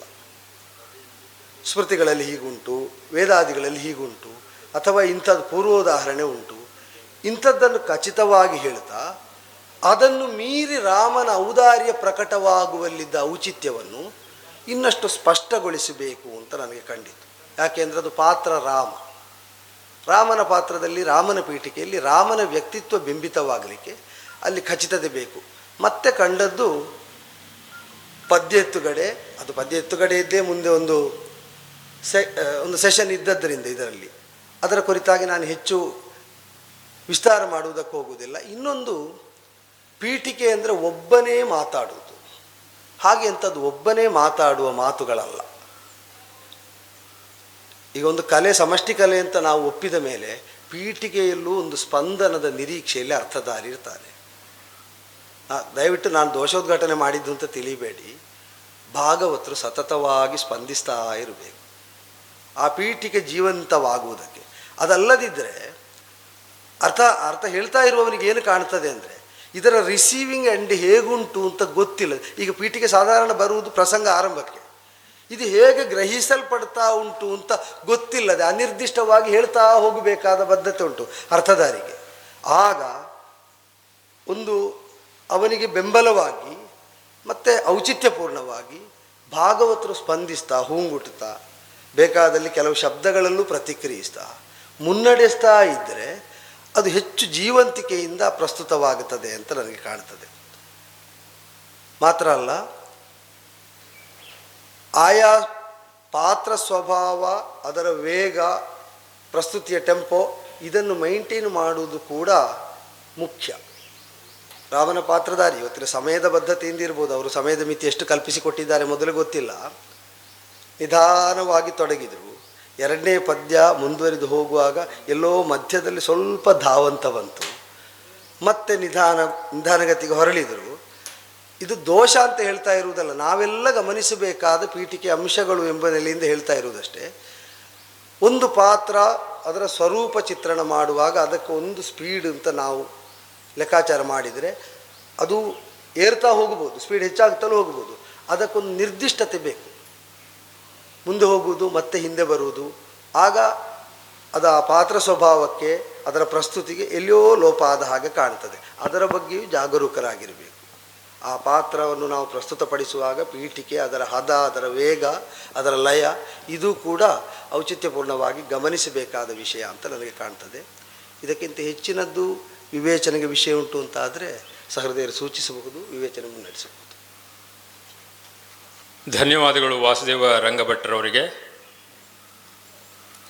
ಈ ಒಂದು ಪೀಠಿಕೆಯ ಕುರಿತು ಯಾರಾದರೂ ಪ್ರಶ್ನೆಯನ್ನು ಕೇಳುವುದಕ್ಕೆ ಅವಕಾಶ ಉಂಟು. ಅದಕ್ಕಿಂತ ಮೊದಲು ನಾನು ನನ್ನ ಅನಿಸಿಕೆಯನ್ನು ಕೂಡ ಹೇಳ್ತೀನಿ, ಒಬ್ಬ ಸಾಮಾನ್ಯ ಪ್ರೇಕ್ಷಕನಾಗಿ ಮತ್ತು ಮುಖ್ಯವಾಗಿ ಒಬ್ಬ ಭಾಗವತನಾಗಿ ಕೆಲವು ತಾಳಮದ್ರೆಗಳಲ್ಲಿ ಅರ್ಥ ಹೇಳಿದಂಥ ಸಂದರ್ಭದಲ್ಲಿ ಮತ್ತು ಇವತ್ತಿನ ಈ ಎಕ್ಸಾಂಪಲ್, ನಾವಿಲ್ಲಿ ಪ್ರಾತ್ಯಕ್ಷಿಕೆಯನ್ನು ಒಂದು ಎಕ್ಸಾಂಪಲ್ ಆಗಿ ಕೊಡ್ತಾ ಇದ್ದೇವೆ.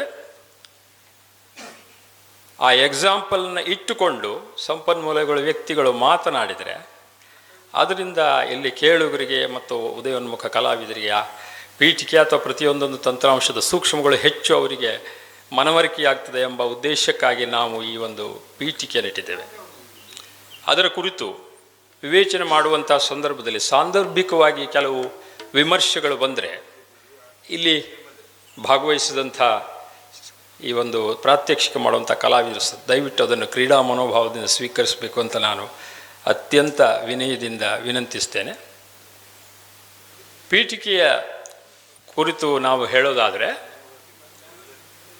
ಇಲ್ಲಿಯ ಈ ಅರ್ಥಾಂತರಂಗದ ತಂತ್ರಾಂಶಗಳನ್ನು ನಾವು ಕೇವಲ ವಿವೇಚನೆಯ ಉದ್ದೇಶಕ್ಕಾಗಿ ಅದನ್ನು ಐಸೋಲೇಟ್ ಮಾಡಿದ್ದೇವೆ ಹೊರತು ಇಲ್ಲಿ ಯಾವ ತಂತ್ರಾಂಶವನ್ನು ನಾವು ಸ್ವತಂತ್ರವಾಗಿ ಒಂದನ್ನೇ ಹೇಳುವುದಕ್ಕೆ ಸಾಧ್ಯವಿಲ್ಲ. ಉದಾಹರಣೆಗೆ ಇವತ್ತಿನ ಪೀಠಿಕೆಯನ್ನು ತಗೊಂಡ್ರೆ ಆ ಪೀಠಿಕೆಯಲ್ಲಿ ಇವತ್ತು ನಾವು ತಗೊಂಡಂಥ ಎಲ್ಲ ತಂತ್ರಾಂಶಗಳ ಎಕ್ಸಾಂಪಲ್ ಕೂಡ ಹೌದು. ಅದನ್ನು ಆಯ್ಕೆ ಮಾಡಿದರೆ ಔಚಿತ್ಯ ಅದು. ಅಲ್ಲಿ ಸಂಭಾಷಣೆ ಇದೆ, ಸುಗ್ರೀವ ಮತ್ತು ರಾಮನ ನಡುವೆ ಸಂಭಾಷಣೆಯೂ ಕೂಡ ಇದೆ, ಸ್ವಗತವೂ ಕೂಡ ಇದೆ, ಹಾಗೆ ಪೀಠಿಕೆಯೂ ಇದೆ, ಭಾವ ಪ್ರಕಟಣೆಯೂ ಇದೆ. ಅದರ ಜೊತೆಯಲ್ಲಿ ಪದ್ಯದ ಸಂದರ್ಭ ಕೊಡುವುದು ಅಂತ ನಾವೇನು ಹೇಳಿದ್ದೇವೆ ಅದು ಕೂಡ ಇದೆ. ಈ ಪ್ರತಿಯೊಂದು ಪ್ರಾತ್ಯಕ್ಷಿಕೆಯಲ್ಲೂ ಕೂಡ ಈ ತಂತ್ರಾಂಶಗಳು ಬೇರೆ ಬೇರೆಯಾಗಿಯೂ ಇರ್ತದೆ. ಅದನ್ನು ಒಂದರೊಳಗೊಂದು ಅಷ್ಟು ಬೇರ್ಪಡಿಸಲಾಗದಷ್ಟು ಅದು ಸಮಾಹಿತವಾಗಿರ್ತದೆ ಎಂಬ ಅಂಶವನ್ನು ದಯವಿಟ್ಟು ಎಲ್ಲರೂ ಗಮನಿಸಬೇಕು. ಮತ್ತು ಆ ತಂತ್ರಾಂಶಕ್ಕೆ ಸಂಬಂಧಪಟ್ಟಂಥ ವಿಚಾರಗಳೆಲ್ಲ ವಿವೇಚನೆಯ ಸಂದರ್ಭದಲ್ಲಿ ಈ ಒಂದು ಕಲಾವಿದರು ಪ್ರಸ್ತುತಪಡಿಸಿದಂಥ ಈ ಒಂದು ಪ್ರಾತ್ಯಕ್ಷಿಕೆಯನ್ನೇ ಉದಾಹರಣೆಯಾಗಿ ಇಟ್ಟುಕೊಂಡು ನಮ್ಮ ಸಂಪನ್ಮೂಲಗಳು ಮಾತಾಡಿದರೆ ಇನ್ನೂ ಚರ್ಚೆ ಹೆಚ್ಚು ಅರ್ಥಪೂರ್ಣವಾಗ್ತದೆ ಅಂತ ಭಾವಿಸ್ತೇನೆ. ಈಗ ಯಾರಾದರೂ ಪ್ರಶ್ನೆಗಳನ್ನು ಕೇಳುವವರಿದ್ದರೆ, ತಮ್ಮ ಅನಿಸಿಕೆಗಳನ್ನು ವ್ಯಕ್ತಪಡಿಸುವವರಿದ್ದರೆ ಬರಬೇಕು. ಅಧ್ಯಕ್ಷರಾದ ಪ್ರಭಾಕರ ಜೋಶಿ ಅವರು ಮಾತನಾಡ್ತಾರೆ. ಭಾಗವತರೇ ಮತ್ತು ಕಲಾವಿದರ ಬಂಧುಗಳ ಮಧ್ಯೆ ಮಧ್ಯೆ ಇಂಟರ್ವೆನ್ಷನ್ ಮಾಡೋದಿಲ್ಲ, ಸುರುವಿದ್ದಾದ್ದರಿಂದ ನಾನು ಒಂದೆರಡು ವಿಷಯ ಹೇಳಬೇಕು. ಪೀಠಿಕೆ ಅಂತ ಮಾಡಿದ್ರಿಂದ ತಾಂತ್ರಿಕವಾಗಿ ಪೀಠಿಕೆಯೇ ಸಾರಿಕೊಂದರೆ ಪಾಪವಿಲ್ಲ ಕೂಡ, ಅದರ ಸಂಬೋಧನೆ ಆದ್ದರಿಂದ ಒಂದು ಪದ್ಯಕ್ಕೆ ಸೀಮಿತಗೊಳಿಸಿಬಿಡಿ. ಒಂದು ಪದ್ಯ ಅಲ್ಲ, ಪೀಠಿಕೆಗೆ 4 ಪದ್ಯ ಇದ್ರೆ 4 ಪದ್ಯ, ಅದು ನೋಡಿಕೊಂಡು ವೀರ ದಶರಥ ನೃಪತಿ ಅಲ್ಲೆಲ್ಲ ಹಿಂದೆ ಮುಂದೆ ಪದ್ಯಗಳಿದ್ರೆ ತೆಕ್ಕೊಳ್ಬೋದು. ಸಂಖ್ಯೆಯನ್ನು ಹೇಳಿದ್ದಲ್ಲ ನಾನು, ಇದು ಒಂದು ವಿಷಯ. ಸಾಧ್ಯತೆಗಳು ತುಂಬ ಇದೆ. ಆದರೆ ನಾನು ಪೀಠಿಕೆ ಮೊದಲ ಪದ್ಯವನ್ನೇ ಆಧರಿಸಿ ಹೇಳುವುದಿದ್ದರೆ, ಇವತ್ತು ಪೀಠಿಕೆ ಹೇಳಿದವರು ಕಲ್ಲಬ್ಬೆ ವೆಂಕಟರಮಣ ಎಂಥದ್ದು ಮಹೇಶ್ ರಾಯರು, ತುಂಬ ಒಳ್ಳೆ ಕಾನ್ಸೆಪ್ಟ್. ಆ ನಿಲ್ಲಿಸಿದ ಕ್ರಮ, ಹಾಂ, ನೇರ ಅದು ಪ್ರವೇಶ. ಆ ಪದ್ಯ ನಿತ್ತಲ್ಲಿಗೆ ಹಳೆ ಕ್ರಮದಲ್ಲಿ ಸೂರ್ಯನಿಂದ ಜಾಹಿರ್ಮಾನಕ್ಕೆ ಬಂದ ನಮ್ಮ ವಂಶ ತಪ್ಪಲ್ಲ, ಅದು ಹಳೆ ಕ್ರಮವೇ ಹಾಗೆ. ಓಹೋ ಈ ಭಾಗವತರೇ, ಅದು ಬಿಟ್ಟೋಯ್ತು ನೋಡಿ. ಈಗ ಇಡೀ ನಮ್ಮ 4-5 ಜಿಲ್ಲೆಯಲ್ಲಿ 5-6 ಥರ ಇತ್ತು, ಇಸ್ತ್ರಿ ಹಾಕಿಬಿಟ್ಟಿದೆ. ದಕ್ಷಿಣ ಕನ್ನಡದ ಪದ್ಧತಿ ಬಂದು ಶ್ರೇಣಿಸಾಮುಗ ಪದ್ಧತಿ ಸರಿಯಾಗಿ ಹೇಳೋದಾದರೆ ಪ್ರಾದೇಶಿಕ ವ್ಯತ್ಯಾಸ ಇತ್ತು. ಕೊನೆಗೆ ಹೇಳ್ತೇನೆ ನಾನು, ಅದು ಚಂದವೇ. ಆದ್ದರಿಂದ ನಾನು ಹೇಳೋದು ಮೊದಲು ಪ್ರಾದೇಶಿಕ ವ್ಯತ್ಯಾಸಗಳನ್ನು ಕಾಪಾಡಿಕೊಳ್ಳಿ. ಎರಡನೇದು, ಹೀಗೆ ಬಳಸಲ್ಪಡುವ ಕಲಾವಿದ, ಈಗಲೇ ನಾನು ನನ್ನ ಸ್ನೇಹಿತರೊಟ್ಟಿಗೆ ಮಾತಾಡಿದೆ ಅದನ್ನು, ಅವರು ಪ್ರಾತ್ಯಕ್ಷಿಕೆಗೆ ಸೀಮಿತರಾಗದೆ ಮುಂದೆ ಕಾರ್ಯಕ್ರಮಗಳಲ್ಲಿ ಅವರು ಬಳಸಲ್ಪಡಬೇಕು. ಅದಕ್ಕಾಗಿ ನಾನು ಹೇಳೋದು, ಇಡೀ ಕಲಾವಿದರ ತಂಡವನ್ನು ತಂದು ಎಕ್ಸ್ಪೋಸ್ ಮಾಡೋದು ಇದೇ ಅದೊಂದು ಕ್ರಮ. ಮೇಳ ಇಲ್ಲ ಹಾಗೆ. ಆದರೆ ತಾಳಮದ್ದಲೆ ಬೆಳೆಯುವುದು ಸ್ಥಳೀಯ ನಾನು ಇದು 100 ಸಲ ಉತ್ತರ ಕನ್ನಡದಲ್ಲಿ 50 ವರ್ಷಗಳಿಂದ ಸ್ನೇಹಿತರಿಗೆ ಹೇಳ್ತಾ ಬಂದಿದ್ದೇನೆ. ಸ್ಥಳೀಯ ಕಲಾವಿದರು ಆಮದು ಕಲಾವಿದರನ್ನು ಮಿಶ್ರ ಮಾಡಿ ಇಕನಾಮಿಕ್ಸ್ನಲ್ಲಿ ಹೇಳುವ ಟ್ರಿಕಲ್ ಡೌನ್ ಇಫೆಕ್ಟ್, ಆ ಟ್ರಿಕಲ್ ಡೌನ್ ಆಗಿ ಇಲ್ಲಿದ್ದವರ ಮೂಲಕ ಅದು ಬರಬೇಕು. ಇದು ಸಮ್ಮಿಶ್ರ. ಇದು ಒಂದು ಊರಿನವರಿಗೆ ಅವಕಾಶ ಕೊಡುವುದೆಂಬ ಸಿಂಪ್ಲಿಸ್ಟಿಕ್ ವಿಷಯ ಅಲ್ಲ, ಅದು ಅವ್ರನ್ನ ಬಳಸಿಕೊಳ್ಬೇಕು. ಪ್ರತಿಭೆ ಇದೆ ಅಂತ ಕಂಡಿದೆ. ಈಗ ಭಾಗವತರು ನೋಡಿ, ಒಳ್ಳೆ ಶೈಲಿಯಲ್ಲಿ ಪದ್ಧತಿಯಿಂದ ಪದ್ಯ ಹೇಳಿದ್ದಾರೆ. ಸ್ಟಾರ್ ಡಮ್ ಸರಿಯಾಗಿಯೋ ತಪ್ಪಾಗಿಯೋ ಬೆಳೆಯುತ್ತಿರುವ ಕಾಲದಲ್ಲಿ ಇರುವ ಸಮಸ್ಯೆ ಸ್ಥಳೀಯವಾದ ನ್ಯಾಯವಾದ ಪ್ರಿಸ್ಟೈನ್ ಸ್ಟೈಲ್, ಹಳೆಯ ಥರದ ಶೈಲಿ ಮರೆಗೆ ಸರಿಯುತ್ತಾ ಇರೋದನ್ನು ಇಂಥ ಗೋಷ್ಠಿಗಳು ಗಮನಿಸಬೇಕು. ಇನ್ನೂ ಮಾಡುವುದಿಲ್ಲ, ಈಗಲೇ ಮಾಡಿದ್ದೇನೆ. ಪ್ರಶ್ನಿಸುವವರಿಗೆ ಅವಕಾಶ ಇದೆ. ಇದು ರಾಮನ ಪೀಠಿಕೆ ಅಂತ ಅನಿಸಿದರು ನನಗನಿಸೋದು. ಈಗ ಉದಾಹರಣೆಗೆ ದಶರಥನ ಪೀಠಿಕೆ ವೀರ ದಶರಥಿ ನೃಪತಿ ಇನಕುಲ, ಅದು ಅವನು ಒಬ್ಬನೇ ಇರ್ತಾನೆ. ಆದರೆ ಇಲ್ಲಿ ಹಾಗಲ್ಲ, ಸುಗ್ರೀವನ ಇರೋದ್ರಿಂದ ಎದುರಿಗೆ ಸುಗ್ರೀವನ ಇಟ್ಟುಕೊಂಡು ಮಾಡಿದರೆ ಇನ್ನೂ ಚೆಂದ ಆಗ್ತಿತ್ತು ಹೇಳೋದು ನನ್ನ ಅನಿಸಿಕೆ. ಅಶೋಕ್ ಭಟ್ರು ಏನಾದರೂ ಸಮಯ ಇಲ್ಲ.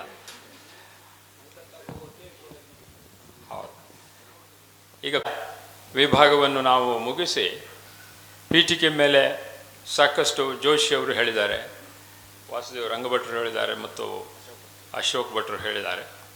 ಇಲ್ಲಿಗೆ ಈ ವಿಷಯ ಸಾಕು ಅಂತ ಭಾವಿಸಿ ಮುಂದಿನ ವಿಭಾಗವಾದಂಥ ಸಂವಾದಕ್ಕೆ, ಪದ್ಯದ ಅರ್ಥ ಸಂದರ್ಭ ಕೊಡುವಂಥ ಒಂದು ಸನ್ನಿವೇಶಕ್ಕೆ ನಾವು ಹೋಗ್ತೇವೆ.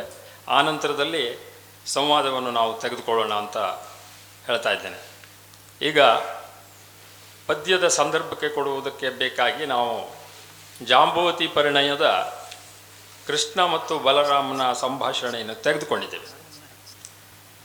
ಈ ಒಂದು ಉದಾಹರಣೆಯನ್ನು ತೆಗೆದುಕೊಂಡದ್ದು ಯಾಕೆಂತಂದರೆ, ಅದು ಆ ಸಂದರ್ಭಗಳಲ್ಲಿ ನಾನು ಹವ್ಯಾಸಿ ಭಾಗವತನಾಗಿ ಅನೇಕ ತಾಳಮದ್ದಲೆಗಳಲ್ಲಿ ನೋಡಿದಂತೆ ಅರ್ಥಧಾರಿಗಳು ಅಲ್ಲಿಯ ಆರ್ಡರನ್ನು ತುಂಬ ತಪ್ಪುವುದನ್ನು ನಾನು ಕಂಡಿದ್ದೇನೆ. ಕಾರಣ ಏನಂದರೆ, ಸೂಕ್ಷ್ಮವಾದಂಥ ಪದ್ಯಗಳು ತುಂಬ ಸರಳವಾಗಿ ಕಂಡರೂ ಕೂಡ ಅದರಲ್ಲಿ ಸೂಕ್ಷ್ಮವಾದ ಪದ್ಯಕ್ಕೆ ಸಂದರ್ಭ ಕೊಡುವುದಕ್ಕೆ ಕಲಾವಿದರಿಗೆ ಹೆಚ್ಚಿನ ಅನುಭವ ಬೇಕಾಗ್ತದೆ. ಆದ್ದರಿಂದ ಉದಾಹರಣೆಯಾಗಿ ಅದನ್ನು ಡೆಮಾನ್ಸ್ಟ್ರೇಟ್ ಮಾಡುವುದಕ್ಕಾಗಿ ನಾವು ತೋರಿಸ್ತಾ ಇದ್ದೇವೆ. ಇಲ್ಲಿ ಪದ್ಯವು ಬಂಧು ಜನರಲ್ಲಿ ಕೃಷ್ಣನು ಅಂತ ಬಲರಾಮನು ಸಿಟ್ಟು ಮಾಡುವಲ್ಲಿಂದ ಇರದಿರಲು ವಂಚನಿನಲ್ಲಿವರೆಗೆ ಸಂಕ್ಷಿಪ್ತವಾಗಿ ಅರ್ಥ ಮೂಲಕ ಪದ್ಯದ ಸಂದರ್ಭವನ್ನು ಕಲಾವಿದರು ತೋರಿಸ್ತಾರೆ. ಈ ಒಂದು ಪ್ರಾತ್ಯಕ್ಷಿಕೆಯಲ್ಲಿ ಭಾಗವಹಿಸುವಂಥ ಕಲಾವಿದರು ಗುಂಜಗೋಡ್ನಿಂದ ಬಂದಿದ್ದಾರೆ. ಅವರು ಭುವನೇಶ್ವರಿ ತಾಳಮದ್ದಲೆ ಕೂಟ ಸಿದ್ದಾಪುರ ಇದರ ಹವ್ಯಾಸಿ ಅರ್ಥಧಾರಿಗಳು. ಅವರು ನಮ್ಮ ಮಿತ್ರರಾದ ಗುಂಜಗೋಡು ಜಯರಾಮ್ ಭಟ್ರು ಹಾಗೂ ಗಣಪತಿ ಹೆಗಡೆ ಗುಂಜಗೋಡಿಗರು, ಕೃಷ್ಣನಾಗಿ ಜಯರಾಮ್ ಭಟ್ರು ಹಾಗೂ ಬಲರಾಮನಾಗಿ ಗಣಪತಿ ಹೆಗಡೆಯವರು ಇಲ್ಲಿ ಅರ್ಥಧಾರಿಗಳಾಗಿ ಆ ಒಂದು ಪ್ರಾತ್ಯಕ್ಷಿಕೆ ನಡೆಸ್ಕೊಡ್ಬೇಕು ಅಂತ ಕೇಳ್ತಾರೆ. ಬಂಧು ಜನರೊಳು ಕೃಷ್ಣನು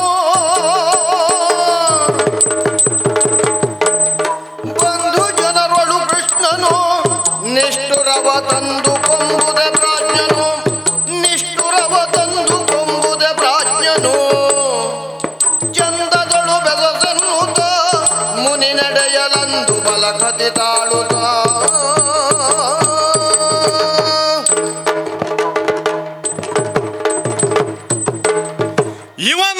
ಪೀಠಿಗೆ ಹುಟ್ಟಿದ್ದು ಹೌದು ಎನ್ನುವಷ್ಟರ ಮಟ್ಟಿಗೆ ನನಗೆ ದೇವರ್ಷಿಗಳಾದ ನಾರದರು ಬಂದು ಆಡಿದ ಮಾತದು. ಅವರಾಡಿದ ಮಾತುಗಳನ್ನು ಕೇಳಿದಾಗ ವಿಚಿತ್ರ ಅಂತ ಅನ್ನಿಸಿ ಹೋಯಿತು. ಇದುವರೆಗೂ ಯಾವ ಕೆಲಸವನ್ನು ಮಾಡುವಾಗಲೂ ಅಣ್ಣ ಹೀಗೆ ಅಂತ ನನ್ನ ಸಮ್ಮುಖಕ್ಕೆ ಬಂದು ಆಡುವವ ಇಂದೇಕೆ ಹೀಗೆ ಮಾಡಿದ ಎನ್ನುವಷ್ಟರ ಮಟ್ಟಿಗೆ ಒಂದು ಕಾಲದಲ್ಲಿ ನೆಲೆಯೇ ಇಲ್ಲದಿದ್ದಂತಹ ನಾವು ನೆಲೆಯನ್ನ ಕಂಡುಕೊಂಡು ಇತ್ತ ದ್ವಾರಾವತಿಯೊಳೊಂದಿನ ಬಲಭದ್ರ ಓಲಗವನ್ನ ಕೊಟ್ಟ ಅಂತ ಹೇಳುವಷ್ಟರ ಮಟ್ಟಿಗೆ ದೇವತೆಗಳು ನಮ್ಮನ್ನ ತಿರುಗಿ ನೋಡುವ ಹಾಗೆ ಮಾಡಿದವರು ನಾವು. ಶಾಪಗ್ರಸ್ತ ಕುಟುಂಬವಾದರು ಕುಶಸ್ಥಲಿಯನ್ನ ಮೇಲಕ್ಕೆತ್ತಿ ದ್ವಾರಕಾ ಎನ್ನುವಂತಹ ನಗರವನ್ನ ಮಾಡಿ ಬಲಭದ್ರನ ಆಳ್ವಿಕೆಯಲ್ಲಿ ಸಂತೋಷದಿಂದ ಇರುವಂತಹ ಸಂದರ್ಭ ಎಲ್ಲಿಯೂ ಆಗಿ ಹೋದರೆ ಬೇಸರ ಅಲ್ಲ.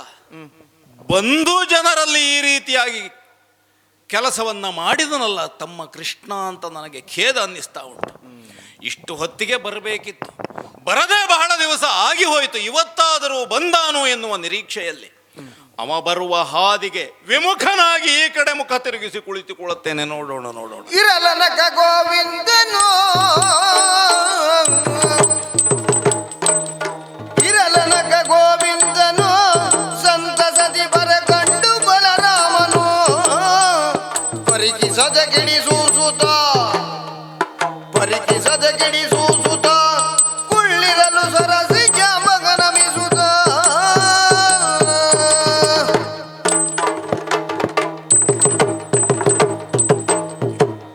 ನಾರದರ ವೀಣೆಯ ನಾದ ಮನಸ್ಸಿಗೆ ಮುದವನ್ನು ನೀಡಬೇಕು ನಿಜವಾಗಿಯೂ. ಆದರೆ ಅದು ಹಾಗಾಗದೆ ನನಗೆ ಏನೋ ಒಂದು ಅಪ್ಪಳಿಸಿದ ಹಾಗೆ ಕೇಳ್ತಾ ಇದೆ ಅನ್ನೋದಕ್ಕೆ ಕಾರಣ ವಾತಾವರಣ ಬಹಳ ಬಿಸಿಯಾಗುಂಟು. ಸಭೆಯಲ್ಲಿ ಎಲ್ಲರೂ ಕೂಡ ಮೌನವಾಗಿದ್ದಾರೆ. ಕಾರಣ ಏನು ಅಂತ ಯೋಚನೆ ಮಾಡಿದರೆ ನಮ್ಮ ಅಣ್ಣ ಇನ್ನೂ ಬಿಸಿಯಾಗಿದ್ದಾನೆ. ನನ್ನ ನಾಡಿ ಬಡಿತ ಏರ್ತಾ ಉಂಟು ಅಂತಾದಾಗ ಇದಕ್ಕೆ ಕಾರಣ ಏನು ಹೋಗು ಹೇಳುವುದನ್ನು ನಮ್ಮ ಒಡನಾಡಿಯಲ್ಲೇ ಕೇಳಬೇಕಲ್ಲ. ಓ ಅಣ್ಣ, ನಿನ್ನ ಪಾದಕಮಲಕ್ಕೆ ವಂದಿಸಿಕೊಳ್ತಾ ಇದ್ದೇನೆ. ನೋಡಿ, ಎತ್ತಿ ತಬ್ಬಿಕೊಳ್ಬೇಕಾಗಿತ್ತು, ಆಶೀರ್ವಾದವನ್ನು ಮಾಡಬೇಕಾಗಿತ್ತು. ಮಾಡದೆ ಹಾಗೆ ಗಟ್ಟಿ ಕುಳಿತುಕೊಂಡಿದ್ದಾನೆ ಅಂತ ಆದರೆ ನಾನೇ ಪ್ರಶ್ನೆ ಮಾಡಬೇಕಾಯ್ತಲ್ಲ.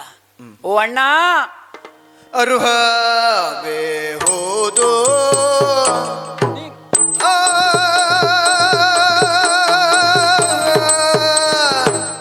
ಅರುಹ ಬೇಹೋದು ದಯೆಯಲೇ ಅಣ್ಣ ಅರುಹ ಬೇಹೋದು ದಯೆಯಲೇ ಖಾತಿಯ ತಳೆದಿರುವ ಕಾರಣ ಕೊರೆಯಲೇ ಖಾತಿಯ ತಳೆದಿರುವ ಕಾರಣ ತೊರೆಯಲೇ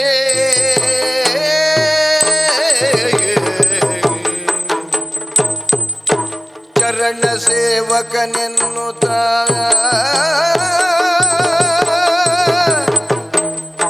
ಚರಣ ಸೇವಕನೆನ್ನುತ್ತ ಕೈ ಮುಗಿಯುತ್ತಿರುವ ಶ್ರೀಶನ ಕಾಣುತ್ತ ಕೈ ಮುಗಿಯುತ್ತಿರುವ ಶ್ರೀಶನ ಕಾಣುತ್ತ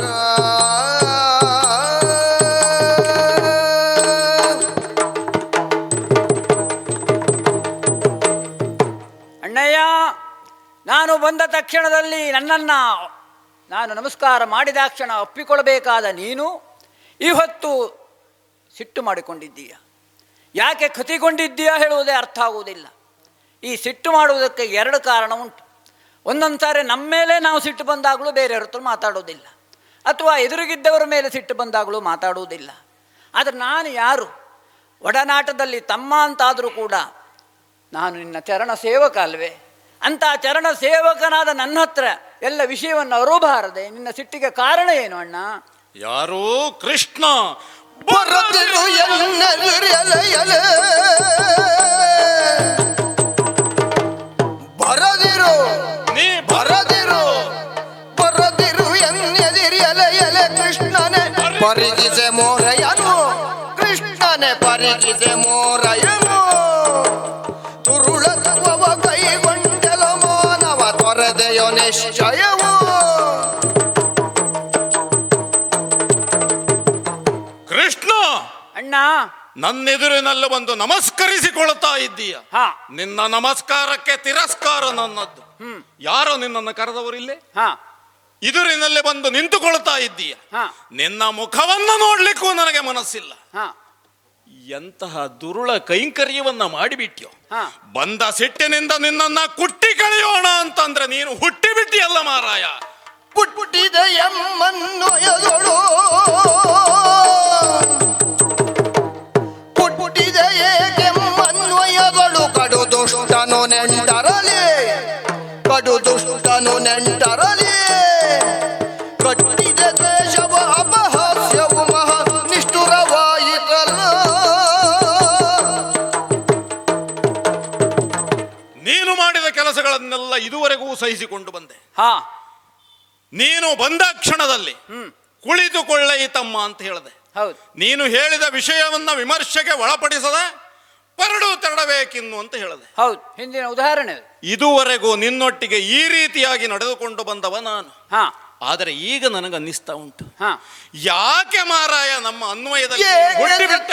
ಜಿತನ್ ಅನುಜನ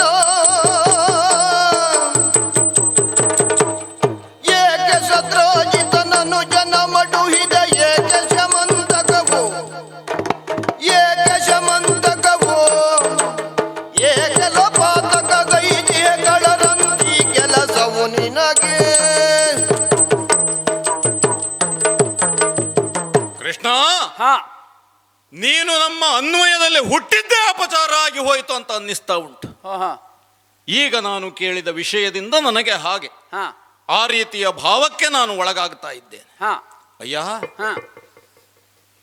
ವೃಂದಾವನ ಗೊತ್ತು ನಿನಗೆ? ವೃಂದಾವನಕ್ಕೆ ಹೋಗಿದ್ಯಾ? ಇತ್ತಿತ್ತಲಾಗಿ ಹೋಗಿದ್ಯೋ ಅಂತ ಹೂ ಹಾಕ್ಲಿಕ್ಕಲ್ಲ ನನ್ನ ಪ್ರಶ್ನೆ ಇದು.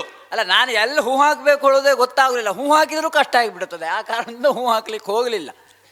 ವೃಂದಾವನಕ್ಕೆ ಯಾಕೆ ಹೂ ಹಾಕಿದೆ ಅಂತ ಹೀಗೆ ಕೇಳ್ಬಿಟ್ರೆ ಕಷ್ಟ. ಸತ್ರಾಜಿತನ ಗೊತ್ತು ನಿನಗೆ? ಹಾ. ಅಲ್ಲಿ ಹೋಗಿದ್ಯೋ ನೀನು? ಅಣ್ಣ, ವಿಷಯ ಪೂರ್ತಿ ಹೇಳಿದ್ರೆ ತೊಂದರೆ ಇಲ್ಲ. ಹೋಗಿದ್ದೆ ಅಂದ್ರೆ ಹೋಗ್ತಾ ಇರ್ತೇನಲ್ಲ ನಾನು. ಹೋಗಿದ್ಯೋ ಅದು ಮೊದಲ ಪ್ರಶ್ನೆ. ಹೋಗಿದ್ದೆ ಅಲ್ವಾ? ಅಲ್ಲ, ಸತ್ರಾಜಿತನಿಗೆ ಒಬ್ಬ ತಮ್ಮ ಪ್ರಸೇನಜಿತ ಅಂತ ಇದ್ದಾನೆ, ಗೊತ್ತು ನಿನಗೆ? ಊರವರಿಗೆ ಗೊತ್ತುಂಟು, ನನಗೂ ಗೊತ್ತುಂಟು. ಅಲ್ಲಿಯ ವಿಷಯ ಏನೇನು ಗೊತ್ತು ನಿನಗೆ? ಅಲ್ಲ, ಅಷ್ಟೇ ಗೊತ್ತುಂಟು ಅಂತ ನಾನು ಹೇಳೋದು. ಸತ್ರಾಜಿತ ಇದ್ದಾನೆ, ಅವನಿಗೆ ತಮ್ಮೊಬ್ಬ ಇದ್ದಾನೆ. ಅಲ್ಲ, ಅಲ್ಲಿ ವೃಂದಾವನದಲ್ಲಿ ಇತ್ತಿತ್ತಲಾಗಿ ಏನೇನು ಪರಿವರ್ತನೆಗಳು ಬದಲಾವಣೆಗಳನ್ನ ಈ ದ್ವಾರಕ್ಕೆ ಗಮನಿಸಿದೆಯೋ ಅಥವಾ ಈ ಲೋಕ ಗಮನಿಸಿದೆಯೋ? ಅದು ಸರ್ವಾಧ್ಯಕ್ಷರಾದ ನೀವೇ ಹೇಳಬೇಕು. ಸತ್ರಾಜಿತ ಎನ್ನುವವ ಸೂರ್ಯನಿಂದ ಪಡೆದಂತಹ ಮಣಿ, ಶಮಂತಕ ಮಣಿ. ಹೌದೌದು. ಆ ಮಣಿ ಕುರಿತು ಗೊತ್ತ ನಿನಗೆ? ಅದು ಎಲ್ಲರಿಗೂ ಗೊತ್ತು. ಆ ಪ್ರಸೇನ ಅವನ ತಮ್ಮ. ಅವ ಮಣಿಯನ್ನ ಧರಿಸಿಕೊಂಡು ಬೇಟೆಗೆ ಹೋದನಂತೆ. ಬೇಟೆಗೆ ಹೋದನಂತೆ? ಅಲ್ಲ, ನಿನಗೆ ಗೊತ್ತಿಲ್ಲ ಅಂತಲ್ಲ, ನಾನೇ ಹೇಳಬೇಕು ಅಂತ ಹೇಳಿದೆಯಲ್ಲ, ಅದಕ್ಕಾಗಿ ಹೇಳ್ತಾ ಇದ್ದದ್ದು. ನಿನ್ನಲ್ಲಿ ಈಗ ಪ್ರಶ್ನೆ, ಬೇಟೆಗೆ ಹೋದಂತಹ ಪ್ರಸೇನ ಜೊತೆ ಇನ್ನೂವರೆಗೆ ತಿರುಗಿ ಬರಲಿಲ್ಲ, ಅವನನ್ನು ನೀನು ಏನು ಮಾಡಿದೆ?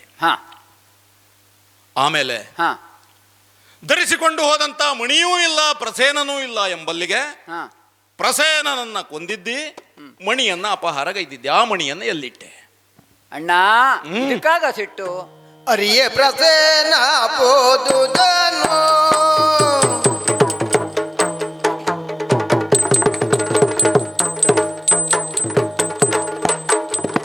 ಅರಿಯೇ ಪ್ರಸೇನ ಪೋದುದನು ಅಪಹರಿಸಲಿಲ್ಲವನ ರತ್ನವನು ಅಪಹರಿಸಲಿಲ್ಲವನ ರತ್ನವನು ಬರಿದೇತ ಕಪವಾದ ಪೇಳ್ವೆಯನ್ನೊಳು ದೋಷ ಬರಿದೇತ ಕಪವಾದ ಇರದು ಎನ್ನೊಳು ದೋಷ ಇರದು ಕೋಪವಿದೇಕೆ ಅಗ್ರಜ ಸರಿಯ ನೀನೆ ಪರಿಯ ಕೈಯುವುದು ದೋಷ ಇರದು ಕೋಪವಿದೇಕೆ ಅಗ್ರಜ ಸರಿಯ ನೀನೆ ಪರಿಯ ಕೈಯುವುದು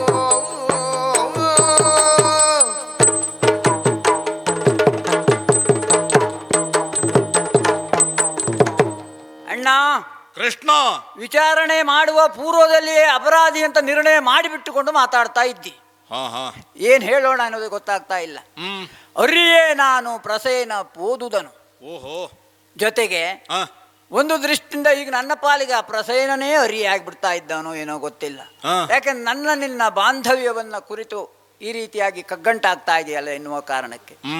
ಇನ್ನೂ ಒಂದು ದೃಷ್ಟಿಯಿಂದ ನನ್ನ ಬಗ್ಗೆ ನೀನು ಅರಿಯೇ, ನನ್ನ ಜೀವನದ ಬಗ್ಗೆ ನೀನು ಅರಿಯೇ, ನೀನು ತಿಳ್ಕೊಳ್ಳಿಲ್ವ? ನೀನು ನಾನೇನು ಕೃಷ್ಣ ಏನು ಮಾಡಬಹುದೇ ಎನ್ನುವುದಾಗಿ ಸಮಂತಕಮಣಿಯನ್ನ ಅಪಹರಣ ಮಾಡಿದ್ದೇನೆ ಎನ್ನುವ ಕುರಿತು ನೀನು ಹೇಳ್ತಾ ಇದ್ದಿ. ಹಾಗಾದ್ರೆ ಆ ಸಮಂತಕಮಣಿಯನ್ನು ಅಪಹರಣ ಮಾಡಿದ್ದೇನೆ ಎನ್ನುವುದನ್ನು ತಾತ್ವಿಕವಾಗಿ ಇಟ್ಟುಕೊಳ್ಳೋಣ. ಅದನ್ನು ಅಡಗಿಸಲಿಟ್ಟುಕೊಳ್ಳಕ್ಕಾಗ್ತದ? ಸಾಮಾನ್ಯ ಮಣಿ ಅಲ್ಲ ಅದು. ಸಾಮಾನ್ಯ ಮಣಿ ಆದ್ರೆ ಪೆಟ್ಟಿಗೆಯಲ್ಲಿ ಇಟ್ಕೊಳ್ಬಹುದು. ಆದ್ರೆ ದಿನವೊಂದಕ್ಕೆ ಆ 12.5 ಮಣ ಬಂಗಾರ ಅಂತ ಕೊಡ್ತದೆ ಅಂತ ಆದ್ರೆ ಇಷ್ಟೊತ್ತಿಗೆ ನಮ್ಮ ದ್ವಾರಕ್ಕೆ ಬಂಗಾರದಲ್ಲಿ ತುಂಬಿ ಹೋಗ್ತಿತ್ತು. ಆದ್ರಿಂದ ಇದನ್ನ ಒಬ್ಬ ವಿಚಾರಣೆ ಮಾಡುವಂತ ನ್ಯಾಯಾಧೀಶ ಇದನ್ನೆಲ್ಲ ಗುರುತಿಸ್ಕೊಳ್ಬೇಕು. ಯಾಕೆ ಅಡಗಿಸಿಟ್ಲಿಕ್ಕೆ ಆಗ್ತದೋ, ಮಾಡಿರ್ಬಹುದೋ ಅಂತ ಪ್ರಾಯಶಃ ಯಾರೋ ಕಿವಿಯಲ್ಲಿ ಬಂದು ಹೇಳಿರ್ಬೇಕು. ಆದ ಕಾರಣ ನೀನು ಹಾಗೆ ಮಾಡಿದ್ದಿರ್ಬೇಕು. ಆದ್ರೆ ನಿಜವಾಗಿಯೂ ಹೇಳ್ತೇನೆ, ಆ ಮಣಿಯ ಬಗ್ಗೆ ನನಗೆ ಗೊತ್ತಿಲ್ಲ. ಕೃಷ್ಣ, ನಮ್ಮವರೇ ಆದಂತಹ ವೃಂದಾವನದ ಅಧಿಕಾರಿ ಸತ್ರಾಜಿತನಲ್ಲಿ ನೀನು ಹೋಗಿದ್ದು ತಪ್ಪು ಅಂತಲ್ಲ. ಆದರೆ ಅವ ಏನೋ ತನ್ನ ಸಾಧನೆಯಿಂದ ತಪಸ್ಸಿನಿಂದ ಸೂರ್ಯನಿಂದ ಮಣಿಯನ್ನ ಪಡೆದ. ಅವನಿಂದ ವೃಂದಾವನವೂ ಉದ್ಧಾರ ಆಯಿತು. ಜೊತೆಗೆ ಯಾದವರಿಗೂ ಒಳ್ಳೆಯದೇ ಆಯಿತು ಅಂತ ನಾನು ಭಾವಿಸಿಕೊಂಡದ್ದು. ಆದ್ರೆ ನೀನು ಮಾಡಿದ್ದೇನು? ಆ ಮಣಿಯ ಸತ್ರಾಜಿತನೊಳೆತಗೆ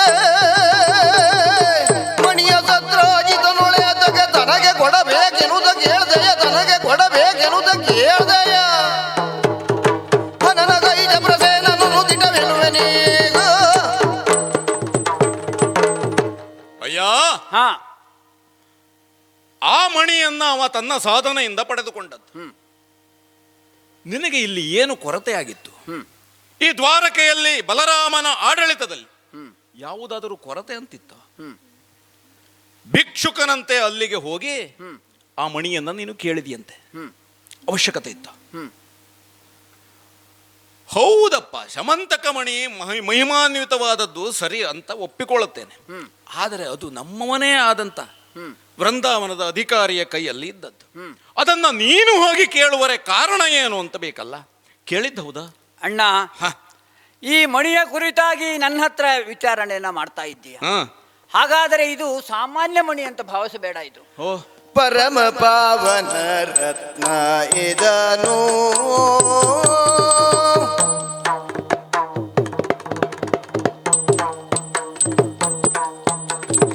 ಪರಮ ಪಾವನ ರತ್ನ ಇದನು.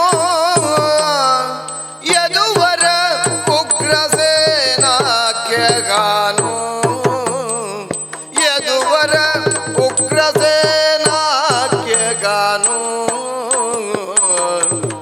ಹರುಷದೂಳ್ ಇವರೇ ಕೇಳ್ದೆನೋ ಭದೊಳಾದ. ಹರುಷದೋಳ್ ಇವರೇ ಕೇಳ್ದೆಲೋ ಭದೊಳಾದ. ಕರುಣಿಸದೆ ತಾಯಿರಿಸಿಕೊಂಡಿಯ ಅರಿಯ ಮುಂದಣ ಸ್ಥಿತಿಯ ಅಗ್ರಜ. ಮಣಿಯನು ಕರುಣಿಸದೆ ತಾಯಿರಿಸಿಕೊಂಡಿಯ ಅರಿಯ ಮುಂದಣ ಸ್ಥಿತಿಯ ಅಗ್ರಜ.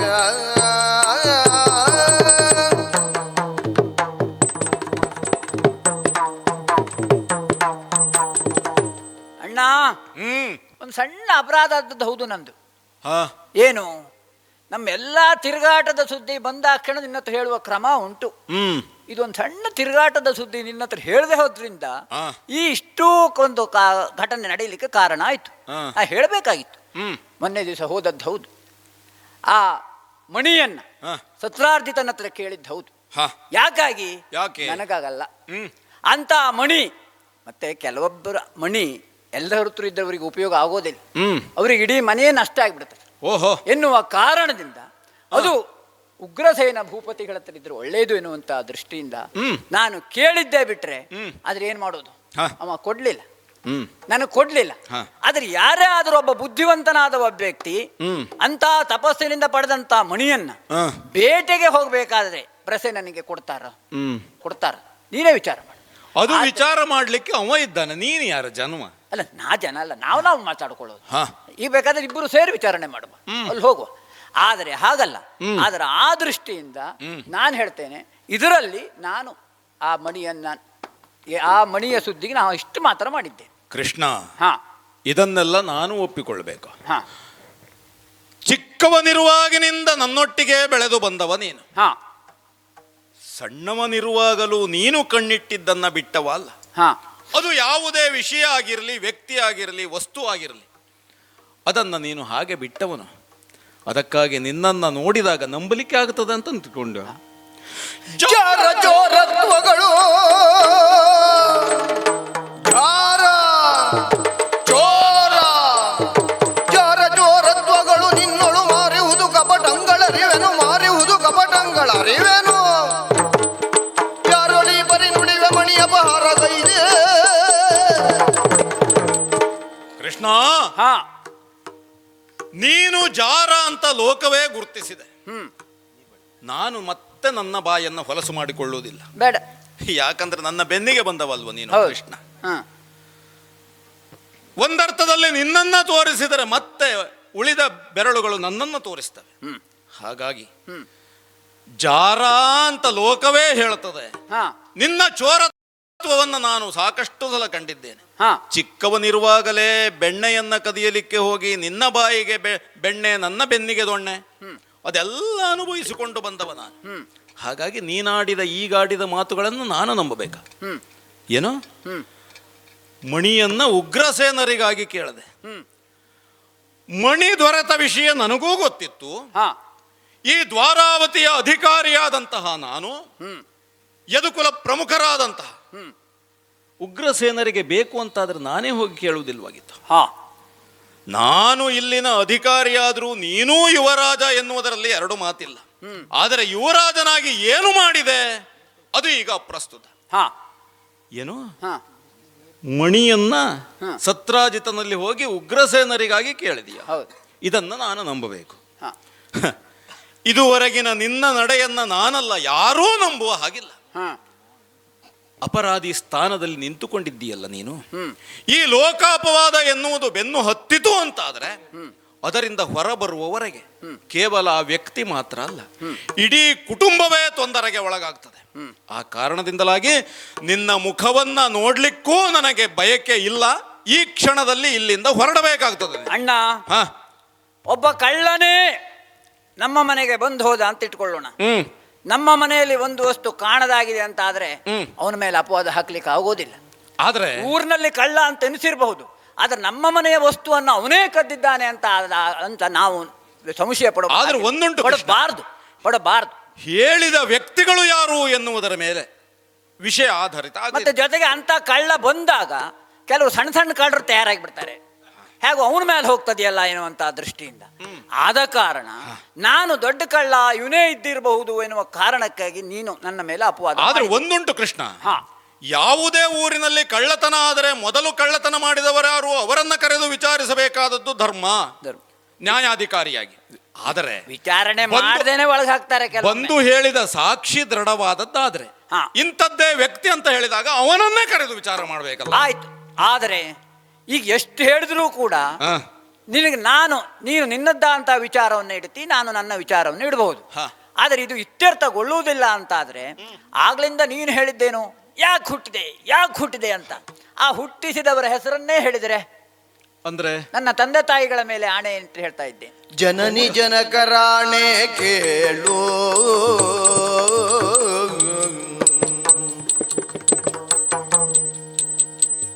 ಜನನಿ ಜನಕರಾಣೆ ಕೇಳು, ಆ ಮಣಿಯು ಪ್ರಸೇನ ವಾರ್ತೆಗಳು ಎನಗೆ ಗೋಚರವಿಲ್ಲ ದುರುಳ ಕೃತ್ಯಗಳಿಗೆ, ಎನಗೆ ಗೋಚರವಿಲ್ಲ ದುರುಳ ಕೃತ್ಯಗಳಿಗೆ. ಮನವ ಕೊಡೆನ ಎಂದಿಗಾದರೂ ಎಣಿಸಬೇಡನು ಮಾನಗ್ರಜ.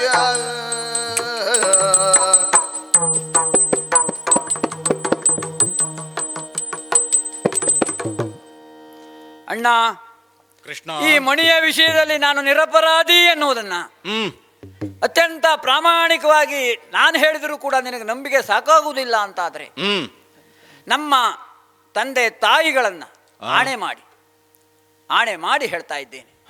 ಆ ತಾಯಿಯಾದಂತಹ ದೇವಕಿ ಆಣೆ, ತಂದೆಯಾದಂತಹ ವಸುದೇವನ ಆಣೆ, ಇದರಲ್ಲಿ ನಾನು ನಿರಪರಾಧಿ ಎನ್ನುವುದಾಗಿ ಹೇಳ್ತಾ ಇದ್ದೇನೆ. ನೀನು ಆದ್ದರಿಂದ ಅನವಶ್ಯಕವಾಗಿ ನನ್ನ ಮೇಲೆ ಸಂಶಯ ಪಡಬೇಡ ಅಣ್ಣ. ಈ ಅಪವಾದ ಎನ್ನುವುದು ಏನಾಗ್ತದೆ, ಈಗ ಸಾವಿರಾರು ಕಿವಿಗೆ ಮುಟ್ಟಿಬಿಡ್ತದೆ. ಆದರೆ ಒಬ್ಬ ನಿರಪರಾಧಿ ಅಂತ ಆ ಕ್ಷಣ ಆ ಯಾರ ಕಿವಿಗೂ ಮುಟ್ಟೋದಿಲ್ಲ. ಅಪರಾಧಿಯಾಗಿ ಅವ್ರ ಮನಸ್ಸಲ್ಲಿ ಉಳಿತಾನೆ. ಆದ್ದರಿಂದ ಒಬ್ಬನ ಮೇಲೆ ಅಪವಾದವನ್ನು ಮಾಡಬೇಕಾದರೆ ನಾವು ಸಾಕಷ್ಟು ವಿಚಾರಣೆಯನ್ನು ಮಾಡಬೇಕಾಗ್ತದೆ ಅಣ್ಣ. ನೀನು ಯಾವುದನ್ನೂ ಇಲ್ಲದರೆ ಈ ತುಂಬಿದ ಸಭೆಯಲ್ಲಿ ನೀನು ಅಪರಾಧಿ ಅಂತ ಹೇಳಿದರೆ ಇಲ್ಲಿ ಕೆಲವರಿದ್ದರು ಹ್ಞೂ ಅಂತ ಇರ್ಲಿಕ್ಕೆ ಒಪ್ಪಿಕೊಳ್ಳಿಕ್ಕೂ ಸಾಕು. ಆದ್ದರಿಂದ ಇಷ್ಟು ನನ್ನ ಹೇಳಬಲ್ಲೆ, ಬಿಟ್ಟರೆ ಇನ್ನೇನು ಹೇಳಲಿಕ್ಕೆ ಸಾಧ್ಯ. ಕೃಷ್ಣ, ನ್ಯಾಯದಂಡವನ್ನ ಹಿಡಿದಂತಹ ನನ್ನೆದುರಿಗೆ ಒಂದು ವಿಚಾರ ಬಂದಾಗ ವಿಚಾರಣೆ ಮಾಡಬೇಕಾದದ್ದು ನನ್ನ ಕರ್ತವ್ಯ. ನಿನ್ನ ಕುರಿತಾಗಿ ನಾನು ಇಷ್ಟು ಕಠೋರ ನಿರ್ಧಾರವನ್ನ ಕೈಗೊಳ್ಳುತ್ತಿರಲಿಲ್ಲವೋ ಏನು. ಆದರೆ ವಿಷಯ ಏನು ಅಂತ ಅರ್ಥ ಆಗಬೇಕಲ್ಲ. ಆದರೆ ಮತ್ತೆ ಯಾವ ಸಾಕ್ಷಿಯನ್ನು ಹೇಳದೆ ತಂದೆ ತಾಯಿಗಳ ಮೇಲಾಣೆ ಅಂತ ಹೇಳಿಬಿಟ್ಟಿಯಲ್ಲ ಕೃಷ್ಣ. ಇರದಿರಲು ವಂಚನೆಯು ನಿನ್ನೋಳು,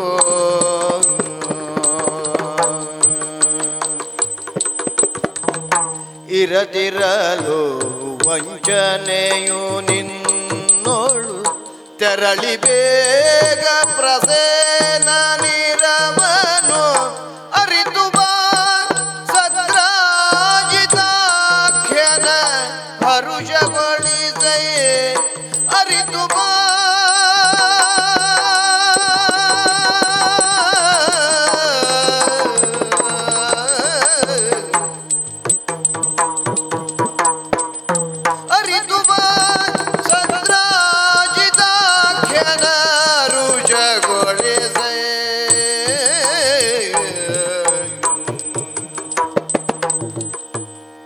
ಕೃಷ್ಣ, ನಿನ್ನ ಆಣೆ ಪ್ರಮಾಣವನ್ನ ನೋಡಿದಾಗ ಒಮ್ಮಿಂದೊಮ್ಮೆಲೆ ಭಾವನೆಗೆ ಬಂದು ಬಿಟ್ಟೆ ಕೃಷ್ಣ. ತಂದೆ ತಾಯಿಗಳ ಮೇಲಾಣೆ ಈ ವಿಷಯ ನನಗೆ ಗೊತ್ತಿಲ್ಲ. ನಿನ್ನ ಬಾಯಿಂದ ಆ ವಿಷಯ ನನ್ನ ಮಾತಿನಿಂದಾಗಿ ಹೊರಡಬಾರದಿತ್ತು ಅಂತ ಅನ್ನಿಸ್ತಾ ಉಂಟು. ಆದರೆ ಏನು ಮಾಡೋಣ, ನಿನ್ನ ಮಾತುಗಳನ್ನು ನಾನೂ ಒಪ್ಪಿಕೊಳ್ಳಬಹುದು. ಆದರೆ ಸಭೆಯಲ್ಲಿ ಸೇರಿರುವ ಪ್ರಮುಖರೋ ಅಥವಾ ಲೋಕದ ಜನರು, ಈಗಾಗಲೇ ಲೋಕಾಪವಾದಕ್ಕೆ ಒಳಗಾದವ ನೀನು. ಅಪವಾದ ಎನ್ನುವುದು ನಾಳೆ ನಿನ್ನನ್ನು ಅಪರಾಧಿ ಸ್ಥಾನದಲ್ಲಿ ನಿಲ್ಲಿಸ್ತದೆ. ಈಗ ಕೇವಲ ಆರೋಪಿಯಾಗಿರುವಾಗಲೇ ವಿಚಾರಣೆ ಸರಿಯಾಗಿ ಆಯಿತು ಅಂತಾದರೆ, ಅಪರಾಧ ಏನು ಅಪರಾಧಿ ಯಾರು ಎನ್ನುವುದು ಲೋಕಮುಖಕ್ಕೆ ಗೊತ್ತಾದರೆ ಆವಾಗ ನಾವು ಉಳಿದುಕೊಳ್ತೇವೆ ಕೃಷ್ಣ. ಲೋಕದಲ್ಲಿ ಒಂದು ನಿಯಮ ಉಂಟು, ಯಾರು ಈ ಪ್ರಪಂಚದ ಸಮಾಜದ ಮುಖವಾಣಿಯಾಗಿರ್ತಾರೋ ಅವರನ್ನ ಅನುಸರಿಸುವವರು ಬಹಳಷ್ಟು ಜನ ಇರ್ತಾರೆ. ಅವರು ಎಂದೂ ತಪ್ಪು ಹೆಜ್ಜೆಯನ್ನ ಇಡಬಾರದು. ಮಹಾಜನರು ಹೋದದ್ದೇ ದಾರಿ ಅಂತ ಹೋಗುವವರಿದ್ದಾಗ ವಿವೇಚನೆ ಮಾಡುವುದೇ ಇಲ್ಲ. ಅವರು ಹೋದ ದಾರಿಯಲ್ಲಿಯೇ ಇವರು ಸಾಗಿ ಬಿಡ್ತಾರೆ. ಆ ತಪ್ಪುಗಳು ಮತ್ತೊಮ್ಮೆ ಘಟಿಸಬಾರದು ಅಂತಾದರೆ ಈ ಅಪವಾದವನ್ನ ನೀನೇ ಹೋಗಿಸಿಕೊಳ್ಳಬೇಕು. ಇಲ್ಲಿ ಸಭೆಯಲ್ಲಿ ಇದ್ದವರೆಲ್ಲರೂ ನಮ್ಮವರು ಅಂತ ನೀನು ತಿಳಿದುಕೊಳ್ಬೇಡ. ಹೊರಗೆ ಹೋಗಿ ನಮ್ಮ ವಿರುದ್ಧವಾಗಿ ಮಾತನಾಡುವವರೂ ಇದ್ದಾರೆ, ಒಂದು ಬಣ ಇದೆ. ಹಾಗಾಗಿ ನಮ್ಮವನೇ ಆದಂತಹ ಪ್ರಸೇನನ ಇರವನ್ನ ತಿಳಿಯಬೇಕಾದದ್ದೂ ನಮ್ಮ ಧರ್ಮ. ಆ ಕಾರಣದಿಂದಲಾಗಿ ಸೂರ್ಯ ಮಣಿಯನ್ನ ಕೊಡುವಾಗಲೇ ಹೇಳಿದ್ನಂತೆ ಸತ್ರಾಜಿತನಿಗೆ, ಇಂತಿಂಥ ಸಮಯದಲ್ಲಿ ಹೀಗೆ ಮಣಿಯನ್ನ ಬಳಸಬೇಕು, ಇಂತು ಮಹಾಮಹಿಮಾನ್ವಿತವಾದಂಥ ಮಣಿ ಅಂತ. ಅದನ್ನ ಬೇಟೆಯಾಡುವಾಗ ಧರಿಸಿಕೊಂಡು ಹೋದ, ಆ ಪ್ರಶ್ನೆ ಅಪ್ರಸ್ತುತ. ಈಗ ಹೋಗಿದ್ದಂತೂ ಸತ್ಯ, ಹೋದವು ಮಣಿಯೂ ಇಲ್ಲ, ಪ್ರಸೇನನೂ ಇಲ್ಲ. ಅದಕ್ಕಾಗಿ ಆದಷ್ಟು ಬೇಗ ಕೇವಲ ನೀನೊಬ್ಬ ಮಾತ್ರ ಅಲ್ಲ, ನಮ್ಮ ಯದು ಪ್ರಮುಖರಲ್ಲಿ ಒಂದು 3-4 ಜನರನ್ನ ಸಾಕ್ಷಿಯಾಗಿ ಕರೆದುಕೊಂಡು ಹೋಗು. ಆದಷ್ಟು ಶೀಘ್ರವಾಗಿ ಪ್ರಸೇನನ ಇರವನ್ನ ತಿಳಿದುಕೊಂಡು ಬಂದು, ಅಣ್ಣ ಅವ ಜೀವಂತ ಇದ್ದರೆ ಕರೆದುಕೊಂಡು ಬರಬೇಕು, ಇಲ್ಲವಾದರೆ ಏನಾಯಿತು ಅಂತ ತಿಳಿದುಕೊಂಡು ಮಣಿಯನ್ನೂ ಸಹ ಆದಷ್ಟು ಶೀಘ್ರವಾಗಿ ಸನ್ನಿಧಾನಕ್ಕೆ ಒಪ್ಪಿಸಬೇಕು. ಒಟ್ಟಾರೆಯಾಗಿ ನಿನ್ನ ಮಾತಿನ ತಿರುಳು ನನಗೆ ಅರ್ಥ ಆಯಿತು. ಕೃಷ್ಣ ಹೀಗೆ ಮಾಡ್ತಾ ಇದ್ದಾನೆ ಹೇಳುವುದಕ್ಕಿಂತಲೂ ಹೆಚ್ಚಿಗೆ ಬಲರಾಮನ ತಮ್ಮ ಕೃಷ್ಣ ಹೀಗೆ ಮಾಡ್ತಾ ಇದ್ದಾನೆ, ಬಲರಾಮನ ತಮ್ಮ ಕೃಷ್ಣ ಹೀಗೆ ಮಾಡ್ತಾ ಲೋಕದಲ್ಲಿ ತುಂಬಿರ್ತದೆ ಎನ್ನುವುದ ಕಾರಣಕ್ಕಾಗಿ. ಆದ ಕಾರಣ ನಾನು ಇವರನ್ನೆಲ್ಲ ಕರೆದುಕೊಂಡು ಹೋಗ್ತೇನೆ. ನಾನೊಬ್ಬ ಆ ಮಣಿಯ ಬಗ್ಗೆ ಹಾಗೆ ಪ್ರಸೇನನ ಬಗ್ಗೆ ಎಲ್ಲವನ್ನ ತಿಳಿದುಕೊಂಡು ಬಂದು ಸನ್ನಿಧಾನಕ್ಕೆ ಅರ್ಪಿಸ್ತೇನೆ. ಶುಭವಾಗಲಿ, ಆದಷ್ಟು ಶೀಘ್ರ ಹೋಗಿ ಬಾ. ಧನ್ಯವಾದಗಳು ಮಿತ್ರರಾದ ಜಯರಾಮ್ ಭಟ್ರು ಮತ್ತು ಗಣಪತಿ ಹೆಗಡೆ ಅವರಿಗೆ. ಈಗ ರಾಧಾಕೃಷ್ಣ ಕಲ್ಚಾರ್ ಅವರು ಇದರ ಕುರಿತು ತಮ್ಮ ಅನಿಸಿಕೆಗಳನ್ನು ಮಾರ್ಗದರ್ಶನ ನೀಡಬೇಕು ಅಂತ ಕೇಳ್ತಾರೆ.